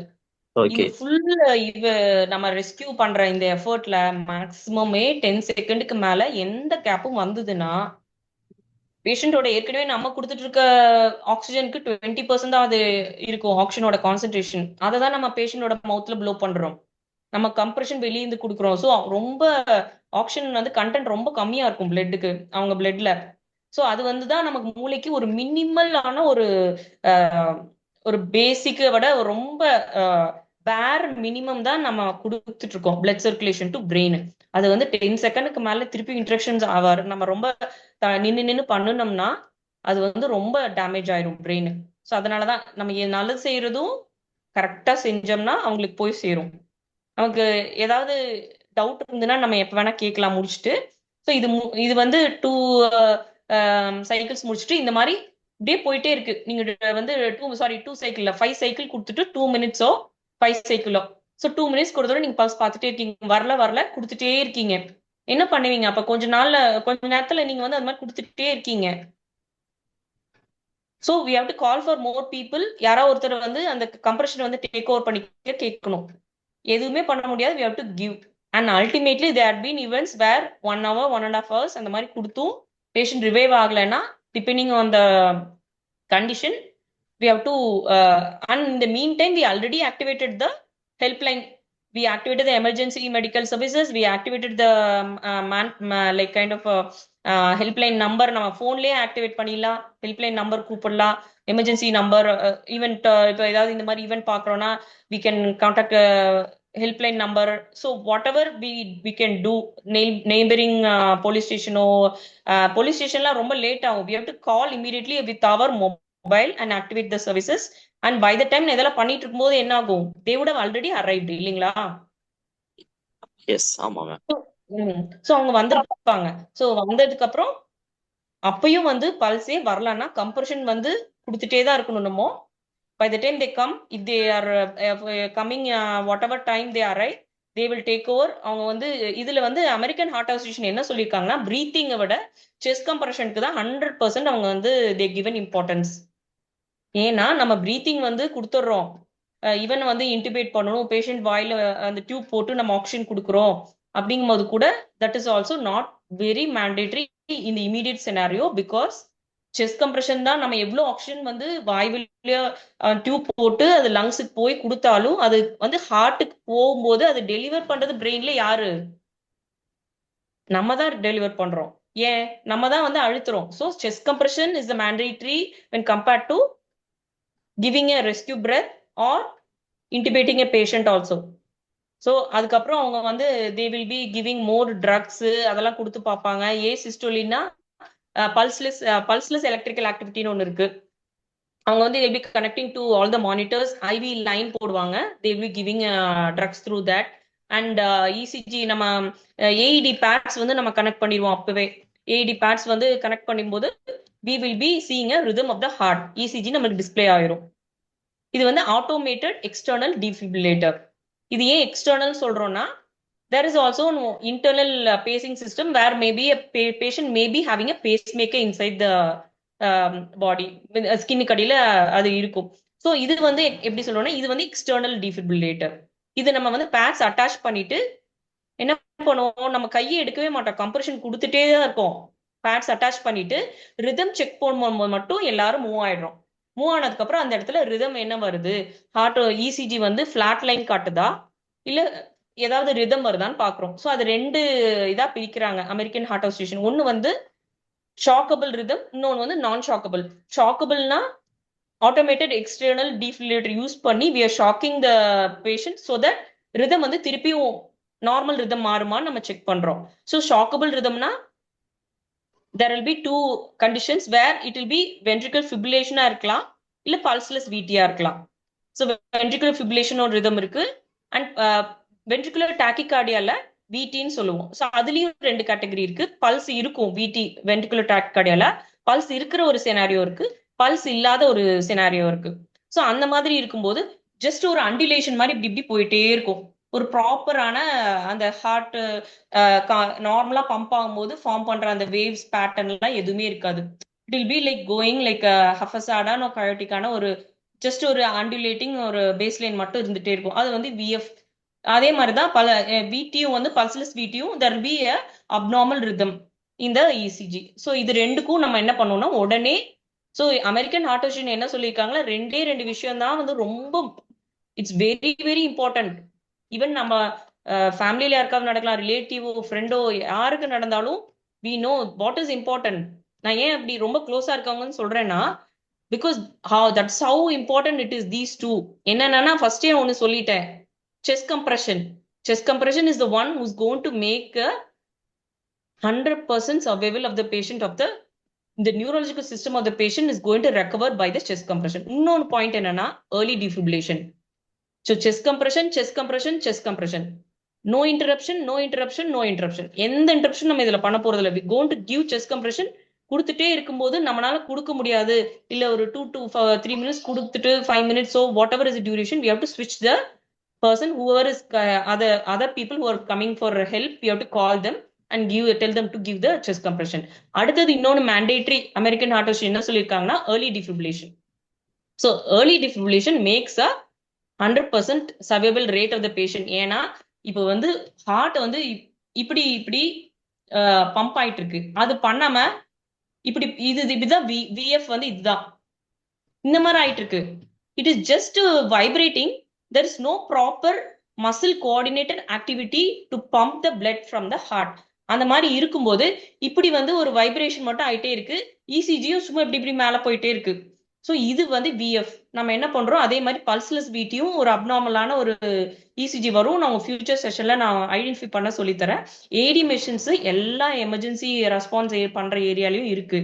ஈவன் மால்ஸ்ல there will be with fireman கூட இருக்கும், போலீஸ் வச்சிருப்பாங்க, மேஜரான பப்ளிக் ஏரியாஸ்ல ஏடிஸ் இருக்கு. ஸோ அது எடுத்துட்டு வந்த உடனே நம்ம அட்டாச் பண்றோம். அதுக்கு வந்து டாக்டரா இருக்கணும்னு அவசியம் இல்லை. ஏஇடி மெஷின் வந்து தானா கைட் பண்ணும். நம்ம என்ன பண்ணணும், அடுத்த ஸ்டெப் என்ன பண்ணணும், ரிதம் வந்து என்ன ரிதம் வந்திருக்கு அப்படின்னு அதுவே சொல்லிடும். ஏன்னா அது வந்து already it is a computerized system, so it will be guiding us throughout. So no need for medical professional for this event. So chest compression கொடுக்குற மாதிரி ஏடி நம்ம கனெக்ட் பண்ணிட்டு செஸ்ட் கம்ப்ரெஷன் கொடுக்கணும். ஒருத்தங்க ஏடி பேட் அட்டாச் பண்ணணும், எந்த இடத்துல ஏடி பேட் வைக்கணும்னு நமக்கு வந்து அதுலயே இன்ஸ்ட்ரக்ஷனும் இருக்கும். பட் ஜென்ரலி இப்படி இருக்கும்போது பேஷண்டோட லெஃப்ட் இதுதான் அப்பெக்ஸ் ஆஃப் த ஹார்ட். இந்த இடத்துல நம்ம ஒரு பேட் வைக்கிற மாதிரி இருக்கும். அப்புறம் ரைட் கிளாவிக்கலுக்கு இந்த கிளாவிக்கல் காலர் போன்னு சொல்லுவோம், இதுக்கு ஜஸ்ட் கீழே ஒரு பேட் வைக்கிற மாதிரி இருக்கும். இந்த இடத்துல ஜென்ரலி 2 பேடு. ஆனா அந்த பேட்ஸ் அந்த ஏடி மெஷின்லயும் டிஸ்பிளே ஆயிருக்கும், எந்த இடத்துல வந்து பிளேஸ் பண்ணும், ஹவு டு ஆப்ரேட் த இதுன்னு அதுலயே இருக்கும். அது வந்து நம்ம ஃபர்ஸ்ட் ஸ்விட்ச் ஆன் பண்ணணும். ஸ்விட்ச் ஆன் பண்ணி it will B charging. So charge ஆனதுக்கப்புறம் நம்ம பேட் அட்டாச் பண்ணியிருந்தோம்னா முன்னாடியே what will happen, it will analysing the rhythm அப்படின்னு சொல்லும் அந்த மெஷினே. சொல்லும் போது அனலைஸ் பண்ணிட்டு இருக்கும்போது நம்ம ஆட்னா என்ன ஆகும், ரிதம் வந்து சரியா தெரியாது, நம்ம அண்டுலேட்டிங்கா போயிடும் baseline, we won't see the rhythm. அதனால நம்ம இசிஜி எடுக்கும் போதே நம்மள வந்து மூச்சு கூட நிறுத்த சொல்லி எடுத்திருப்பாங்க இல்லைங்களா. நம்ம ஒரு காலத்துல ஏதாவது எடுத்திருந்தோம்னா நமக்கு ஞாபகம் இருந்திருக்கும். ஸோ மூவ்மெண்ட் இருக்கக்கூடாது இசிஜி வந்து ரெக்கார்ட் ஆகும்போது. ஸோ எல்லாரும் நம்ம மூவ் ஆயிட்டோம்னா ஏடி மெஷின் வந்து it will itself analyze the rhythm. Analyse பண்ணிட்டு என்ன சொல்லும்னா இட் இஸ் ஏசிஸ்டோலி அப்படின்னு சொல்லிடும். ஏசிஸ்டோலி இல்லைன்னா இன்னொன்னு சொல்லும் பல்ஸ்லெஸ் எலக்ட்ரிக்கல் ஆக்டிவிட்டி அப்படின்னு சொல்லிடும். ஸோ அது ரெண்டுமே என்னன்னா நான் ஷாக்கபிள் ரிதம். நம்ம வந்து ஷாக் கொடுக்க முடியாது. இந்த டீஃபிபிரிலேஷன் வந்து ஷாக்கிங்னு இப்போ வந்து இதே விஎஃப்ஆ இருந்தாலோ பல்ஸ்லெஸ் விடிஆ இருந்தாலோ ஏடி மெஷின் வந்து தானா இண்டிகேஷன் அதே சொல்லும். என்ன சொல்லும்னா shockable rhythm, so everybody clear அப்படின்னு சொல்லிடும். ஸோ ஷாக்கபிள் ரிதம்னா VF and pulseless VT, ventricular tachycardia and ventricular fibrillation. Ventricular tachycardiaல எல்லா டாக்கிகார்டியாவும் கிடையாது, பல்ஸ்லெஸ் வென்ட்ரிகுலர் டாக்கிகார்டியா மட்டும் நம்ம வந்து வில் பி ஷாக்கிங். ஸோ அது வந்து அந்த மெஷினே வந்து it will give an indication. So அது வந்து ஷாக்கிங் ப்ளீஸ் எவ்ரிபடி கிளியர்னு சொன்னதுக்கு அப்புறம் நம்ம எல்லாரும் அந்த பேஷண்ட் இருக்க இடத்துல இருந்து கொஞ்சம் நவுந்துக்கிறோம். நமக்கு வந்து ஷாக் வரக்கூடாது. ஸோ இட்ஸ் பேசிக் சர்க்கியூட் அந்த வர ஷாக் தான். But even otherwise we have to move. After that patient வந்து ஷாக் கிவன் அப்படின்னு அந்த மெஷின்லேயே இண்டிகேஷன் வரும். வந்ததுக்கு அப்புறம் திருப்பி நம்ம என்ன பண்றோம், ரிதம் நார்மல் ஆயிடுச்சான்னு செக் பண்ணக்கூடாது, இல்ல அந்த மெஷின் என்ன சொல்லுது அப்படின்னு நம்ம பார்க்க கூடாது. இமீடியட்லி ஏர்லி டிஃபிபிரிலேஷன் முடிச்ச உடனே ஏர்லி செஸ்ட் கம்ப்ரெஷன் திருப்பி உடனே ஆரம்பிக்கிறோம். ஷாக் கொடுத்து ஷாக் டெலிவர்ட் வந்த உடனே திருப்பி கை வைக்கிறோம், திருப்பி செஸ்ட் கம்ப்ரெஷன் ஆரம்பிச்சிடறோம் நம்ம. ஸோ இந்த மாதிரி பண்ணும்போது நம்ம ரிதம் திருப்பியும் எப்ப செக் பண்ணுவோம், 2 minutes நம்ம வெயிட் பண்ணி ரிதம் எப்படி இருக்கு, பல்ஸ் எப்படி வந்துருச்சா அப்படின்னு நம்ம செக் பண்ணுவோம். ஸோ 2 minutes கழிச்சு நம்ம பல்ஸ் வந்துருச்சான்னு பார்ப்போம். அப்பதான் பல்ஸ்லெஸ் வீட்டியா இல்ல வீட்டியா இருந்ததுன்னா பல்ஸ் இருக்கிற வீட்டியா பல்ஸ்லெஸ் வீட்டியான்னு நமக்கு தெரியும். So after that we have to analyse the rhythm. வந்து நம்ம செஸ்ட் கம்ப்ரெஷன் கொடுக்கும் போதும் கூட பார்க்கலாம். பார்த்துட்டு இருந்தாலும் again if it is shockable after 2 minutes of chest compression or 5 cycles we have to again shock the patient. So 3 times to 5 times நம்ம shock கொடுக்கலாம். So this is the general. இது வந்து actually உங்களுக்கு advanced cardiac life support. It is for whoever is here, if you are a nursing or a physiotherapy or a doctor or also a medical professional, you are eligible to go into the training of advanced cardiac life support. Advanced cardiac life support includes usage of drugs and also airway வந்து நம்ம இன்டிபேஷன் பண்றது, boiler tube போட்டு அந்த treatment கொடுக்குறது அது வரும். So ஆனா advance life சப்போர்ட்டை விட நம்ம பேசிக் லைஃப் சப்போர்ட் தான் பேஷண்ட்டை காப்பாற்ற போகுது இல்லைங்களா? ஏன்னா பேசிக் லைஃப் சப்போர்ட்ல தான் நம்ம என்ன பண்றோம், ஃபர்ஸ்ட் பேஷண்ட்டை பாக்குறோம், அவங்க வந்து சீன் சேஃப்டியா இருக்கான்னு ஃபர்ஸ்ட் பேஷண்ட்டை ஒரு நடு ரோட்ல இருக்காங்க நம்ம போயிட்டு பல்ஸ் எல்லாம் பார்த்துட்டு இருக்க கூடாது. தூக்கிட்டு போய் பேஷண்ட்டை ஒரு ஓரத்துல அந்த ரோட்ல ஒரு சைட்லயோ இல்ல ஒரு மால்ல இருக்காங்கன்னா ஒரு ஓரத்துலயோ வச்சு அவங்கள ஃபர்ஸ்ட் அசஸ் பண்ணி ரெஸ்பாண்ட் பண்றாங்களான்னு பார்த்துட்டு ரெஸ்பான்ஸ் வந்து எப்படி இருக்கு, ரெஸ்பாண்ட் பண்ணலைன்னா again we are going to check the respiration and then the pulse of the patient. Pulse இல்லைன்னா பிரீத்திங் வந்து இருக்கோ இல்லையோ, பிரீத்திங் ஏன் வந்து இருக்கோ இல்லையோ நான் சொல்றேன்னா, the American Heart Association is not giving any importance to breathing because sometimes cardiac arrestல ஒரு மாதிரி agonal breathsனு ஒன்று இருக்கு. அது வந்து எப்படி இருக்கும்னா it is not a normal breathing. அந்த agonal breaths is a precursor to cardiac arrest, impending cardiac arrest. அடுத்து cardiac arrest அவங்களுக்கு நடக்க போகுது. அரெஸ்ட்னா என்னன்னா ஃபுல்லா நின்றும் ஹார்ட் அட்டாக்னா அவங்களுக்கு வந்து பெயின் வரும், பட் பேஷண்ட் கான்சியஸா தான் இருப்பாங்க. They're under the pain they will be going through pain, activity பண்ண முடியாம பெயின்ல they will be having cardiogenic shock அந்த மாதிரிலாம் இருக்கும். But still they're alive. அது வந்து ஹார்ட் அட்டாக். கார்டியாக் அரெஸ்ட்னா இதே ஹார்ட் அட்டாக் வந்து மேசிவா வருது. 3 வெசல் வந்து ஹார்ட்ல இருக்க வெசல்ல 3 வெசல் இருக்கு. லெஃப்ட் மெயின், ஸோ அபவுட் இந்த left anterior circumflex and the right coronary artery. So இது 3மே பிளாக் ஆயிருது அப்படிங்கும் போது they will go to complete cardiac arrest, or if there is any other reason for this they will be going to complete cardiac arrest வந்துச்சுன்னா then what we will be doing, immediately we have to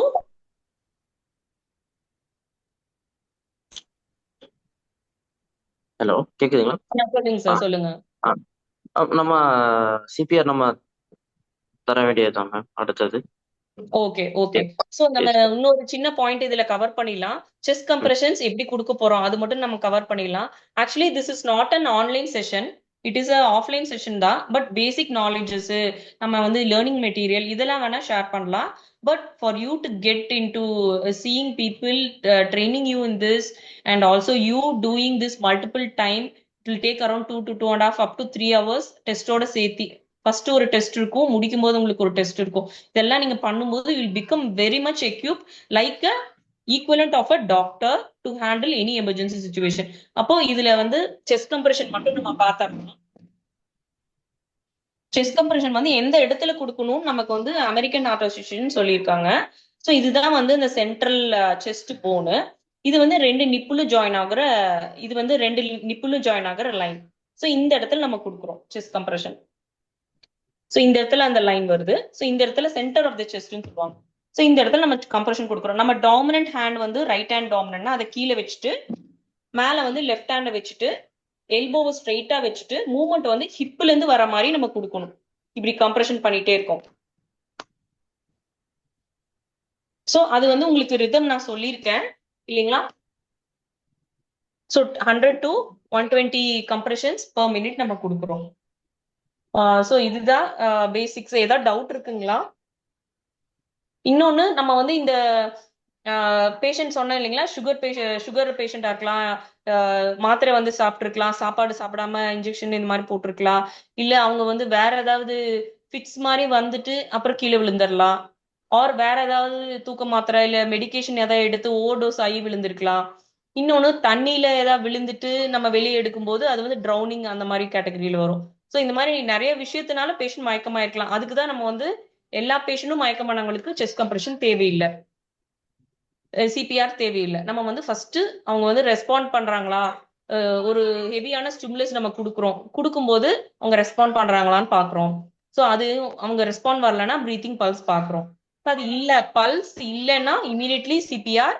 அப்புறம் நம்ம emergency medical services வந்து whatever is helpline number நம்ம call பண்ணி அவங்க arrive ஆனதுக்கு அப்புறம் they'll be coming with a AED machine, automated external defibrillator. So அது வந்த உடனே அது வந்து பேசிக் லைஃப் சப்போர்ட்ல தான் வருது. ஆட்டோமேட்டட் எக்ஸ்டர்னல் டிஃபிபிரிலேட்டர் யூஸ் பண்றது பேசிக் லைஃப் சப்போர்ட்ல தான் வருது. உங்களுக்கும் அது ட்ரைனிங் கொடுத்துருவோம்.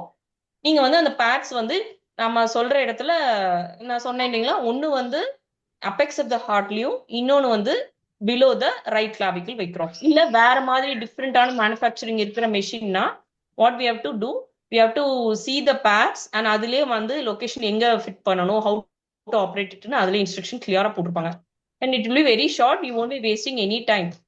ஸோ அதை வந்து நம்ம ஃபிட் பண்ணிட்டு அதுக்கப்புறமே செஸ்ட் கம்ப்ரெஷன் கொடுத்துட்டே இருக்கோம். அப்பயும் வந்து செஸ்ட் கம்ப்ரெஷன் கொடுக்கும்போது அந்த மெஷின் வந்து நம்ம ஆன் பண்ணிட்டு பேட்டரி சார்ஜ் ஆயிட்டு இருக்கும். தென் அனலைசிங் த ரிதம் அப்படின்னு சொல்லும், எவ்ரிபடி கிளியர்னு சொல்லும். அப்ப நம்ம மூவ் பண்ணிடுறோம், கம்ப்ரெஷன் அந்த டைம் மட்டும்தான் ஸ்டாப் பண்றோம். ஸோ மூவ் பண்ணதுக்கு அப்புறம் அனலைஸ் பண்ணும்போது ரிதம் இஸ் ஷாக்கபிள் அப்படின்னு அதுவே சொல்லிட்டு விஎஃப்ஆ இருந்தாலோ பல்ஸ்லெஸ் விடிஆ இருந்தாலோ it will shock immediately, shock giving the shock அப்படின்னு லைக் கைண்ட் ஆஃப் அது வந்து ஷாக்கபிள் ரிதம் சொன்ன உடனே what we do, one person have to give the shock. அந்த பட்டனை வந்து நம்ம ப்ரெஸ் பண்ணிடுறோம். ப்ரெஸ் பண்ணும்போது எல்லாரும் we are away from the patient. அது ப்ரெஸ் பண்ண அப்புறம் ஷாக் டெலிவர் ஆயிடும். டெலிவர் ஆனதுக்கு அப்புறம் எகெயின் அடுத்து என்ன ரிதம் வருது நம்ம போயிட்டு பார்த்துட்டு, ஒருவேளை உங்களுக்கு அவேரா இருந்தீங்கனாலோ நீங்க பேராமெடிக் ஒரு டாக்டரா இருந்தீங்கனாலோ நம்ம போய் அதை செக் பண்ணக்கூடாது, ரிதமை வந்து பார்க்கவே கூடாது. எகெயின் இமிடியட்லி ஷாக் டெலிவர் ஆனதுக்கு அப்புறம் we have to start chest compression. திருப்பியும் ஒரு 2 minutes or 5 cycles இந்த மாதிரி திருப்பி செஸ்ட் கம்ப்ரெஷன் நீங்க கொடுத்த பிறகு பல்ஸ் ரிட்டர்ன் ஆயிடுச்சான்னு பாப்பீங்க. அப்புறம் ரிதம் வந்து அதுவும் அனலைஸ் பண்ண, அப்ப நம்ம திருப்பியும் அனலைஸ் பண்ணும்போது இட் இஸ் ஷாக்கபிளா நான் ஷாக்கபிளா அதுவே சொல்லும். ஸோ 3 to 5 times இந்த மாதிரி ஷாக் கொடுக்குறோம். we can continue. நமக்கு எவ்வளவு சப்போர்ட் சிஸ்டம் இருக்கு, எவ்வளவு பேர் ஹெல்ப்புக்கு இருக்காங்க, how long we can continue நம்ம தான் டிசைட் பண்ணும். அதுக்குள்ள நம்ம ஹெல்ப் லைன் வந்து if they are reaching people, ambulance like a paramedical, if they are reaching, they will be taking the patient over, they will be starting the chest compression, they will be intubating the patient, எல்லாம் அவங்க take over பண்ணிடுவாங்க. அப்படி ஒரு வேலை வராத சினாரியோல நம்ம வந்து 1 hour 1.5 hours அப்படி எதுவுமே கிடையாது. நம்மளோட கம்ஃபர்ட் ஜோன்ல நம்மளால முடிஞ்ச அளவுக்கு we can give it. ஏதாவது டவுட் இருக்குங்களா? Thank you doctor, and it was an excellent presentation. ரொம்ப கிளாரிட்டியோட இருந்துச்சு. பட் நீங்க சொன்ன மாதிரி நம்ம இதை ஆக்சுவலா ப்ராக்டிஸ் பண்ணும்போது இல்லையா, ஆன் ஹேண்ட்ஸ் ப்ராக்டிஸ் பண்ணும்போது with assistance of doctor you will get more clarity. So இந்த செஷன்ல வந்து இப்ப நீங்க அட்டன் பண்ணியிருக்கக்கூடியவங்க எல்லாருமே உங்களுடைய ஃப்ரெண்ட்ஸ் அண்ட் நெய்பர்ஸ்க்கும் இதை நீங்க ரெக்கமெண்ட் பண்ணீங்கன்னா it will be an real good efforts as well as service இல்லையா. டாக்டர் சொன்ன மாதிரி இது எல்லாருக்குமே வந்து பயன்படக்கூடிய, எல்லாருக்குமே தேவைப்படக்கூடிய ஒரு எசென்சியல் ஸ்கில் அப்படின்னு தான் நம்ம சொல்றோம். இதுலுமே வீட்டுல நீங்க எல்லாருமே கத்துக்கிட்டீங்கன்னா நிச்சயமாக இது எல்லாருக்குமே பயன்படக்கூடிய ஒன்றாக தான் இருக்கும் நிச்சயமா. ஸோ இதனுடைய செஷன்ஸ் கண்டினியூவேஷன் நம்ம டைரக்ட் கிளாஸ் அப்படின்றது நம்ம ஏற்கனவே நான் சொன்ன மாதிரி கோயம்புத்தூர்லயும் நடக்கும், காரைக்குடியிலையும் நடக்கும். ஸோ டாக்டர் சொன்ன மாதிரி it is going to be an 2.5 hours session. So இதுல என்ரோல் பண்றவங்க இன்னைக்கே உங்களுடைய நேம் எல்லாம் கொடுத்துட்டீங்கன்னா will look in to the dates, possible dates, and accordingly will plan for it. இப்ப நடந்த அந்த செஷன்ல சிபிஆர் சம்பந்தமாக டாக்டர்கிட்ட உங்களுக்கு ஏதாவது டவுட்ஸ் கேட்கணும் அப்படின்னு நினைச்சீங்கன்னா தாராளமாக நீங்க அன்மியூட் பண்ணிட்டு கேட்கலாம். டாக்டர் மனுநீதி பாலாஜி கேட்டிருந்தாரு. அதை தொடர்ந்து வேற யாரும் கேட்கறதாக இருந்தாலும் கேட்கலாம். Doctor Babu Subbaiah from Kanyakumari. Doctor ஏதாவது டவுட் இருக்குங்களா? ரைட். இல்ல அப்படின்னா செஷன் வைண்ட் அப் பண்ணிடலாம். Yes, definitely. Okay. Thank you everybody for joining, and thank you Dr. Babu for arranging such a plan and planning an event like this. Thank you so much. Hope we meet soon again. You are more All the best fortunate to to have everyone. you on this day, despite your busy schedule. இல்லையா, hospital hours எல்லாத்தையும் ஒதுக்கிட்டு எங்களுக்காக நீங்க இவ்வளவு time spend பண்ணது, we are more fortunate to have you on presence today. Thanks, doctor. Thank you. Thank you so much. Thank you. Thank you all. So we'll wind up the session and keep connected. Definitely, I'll update you upon the further proceedings. Thank you all. Have a nice day.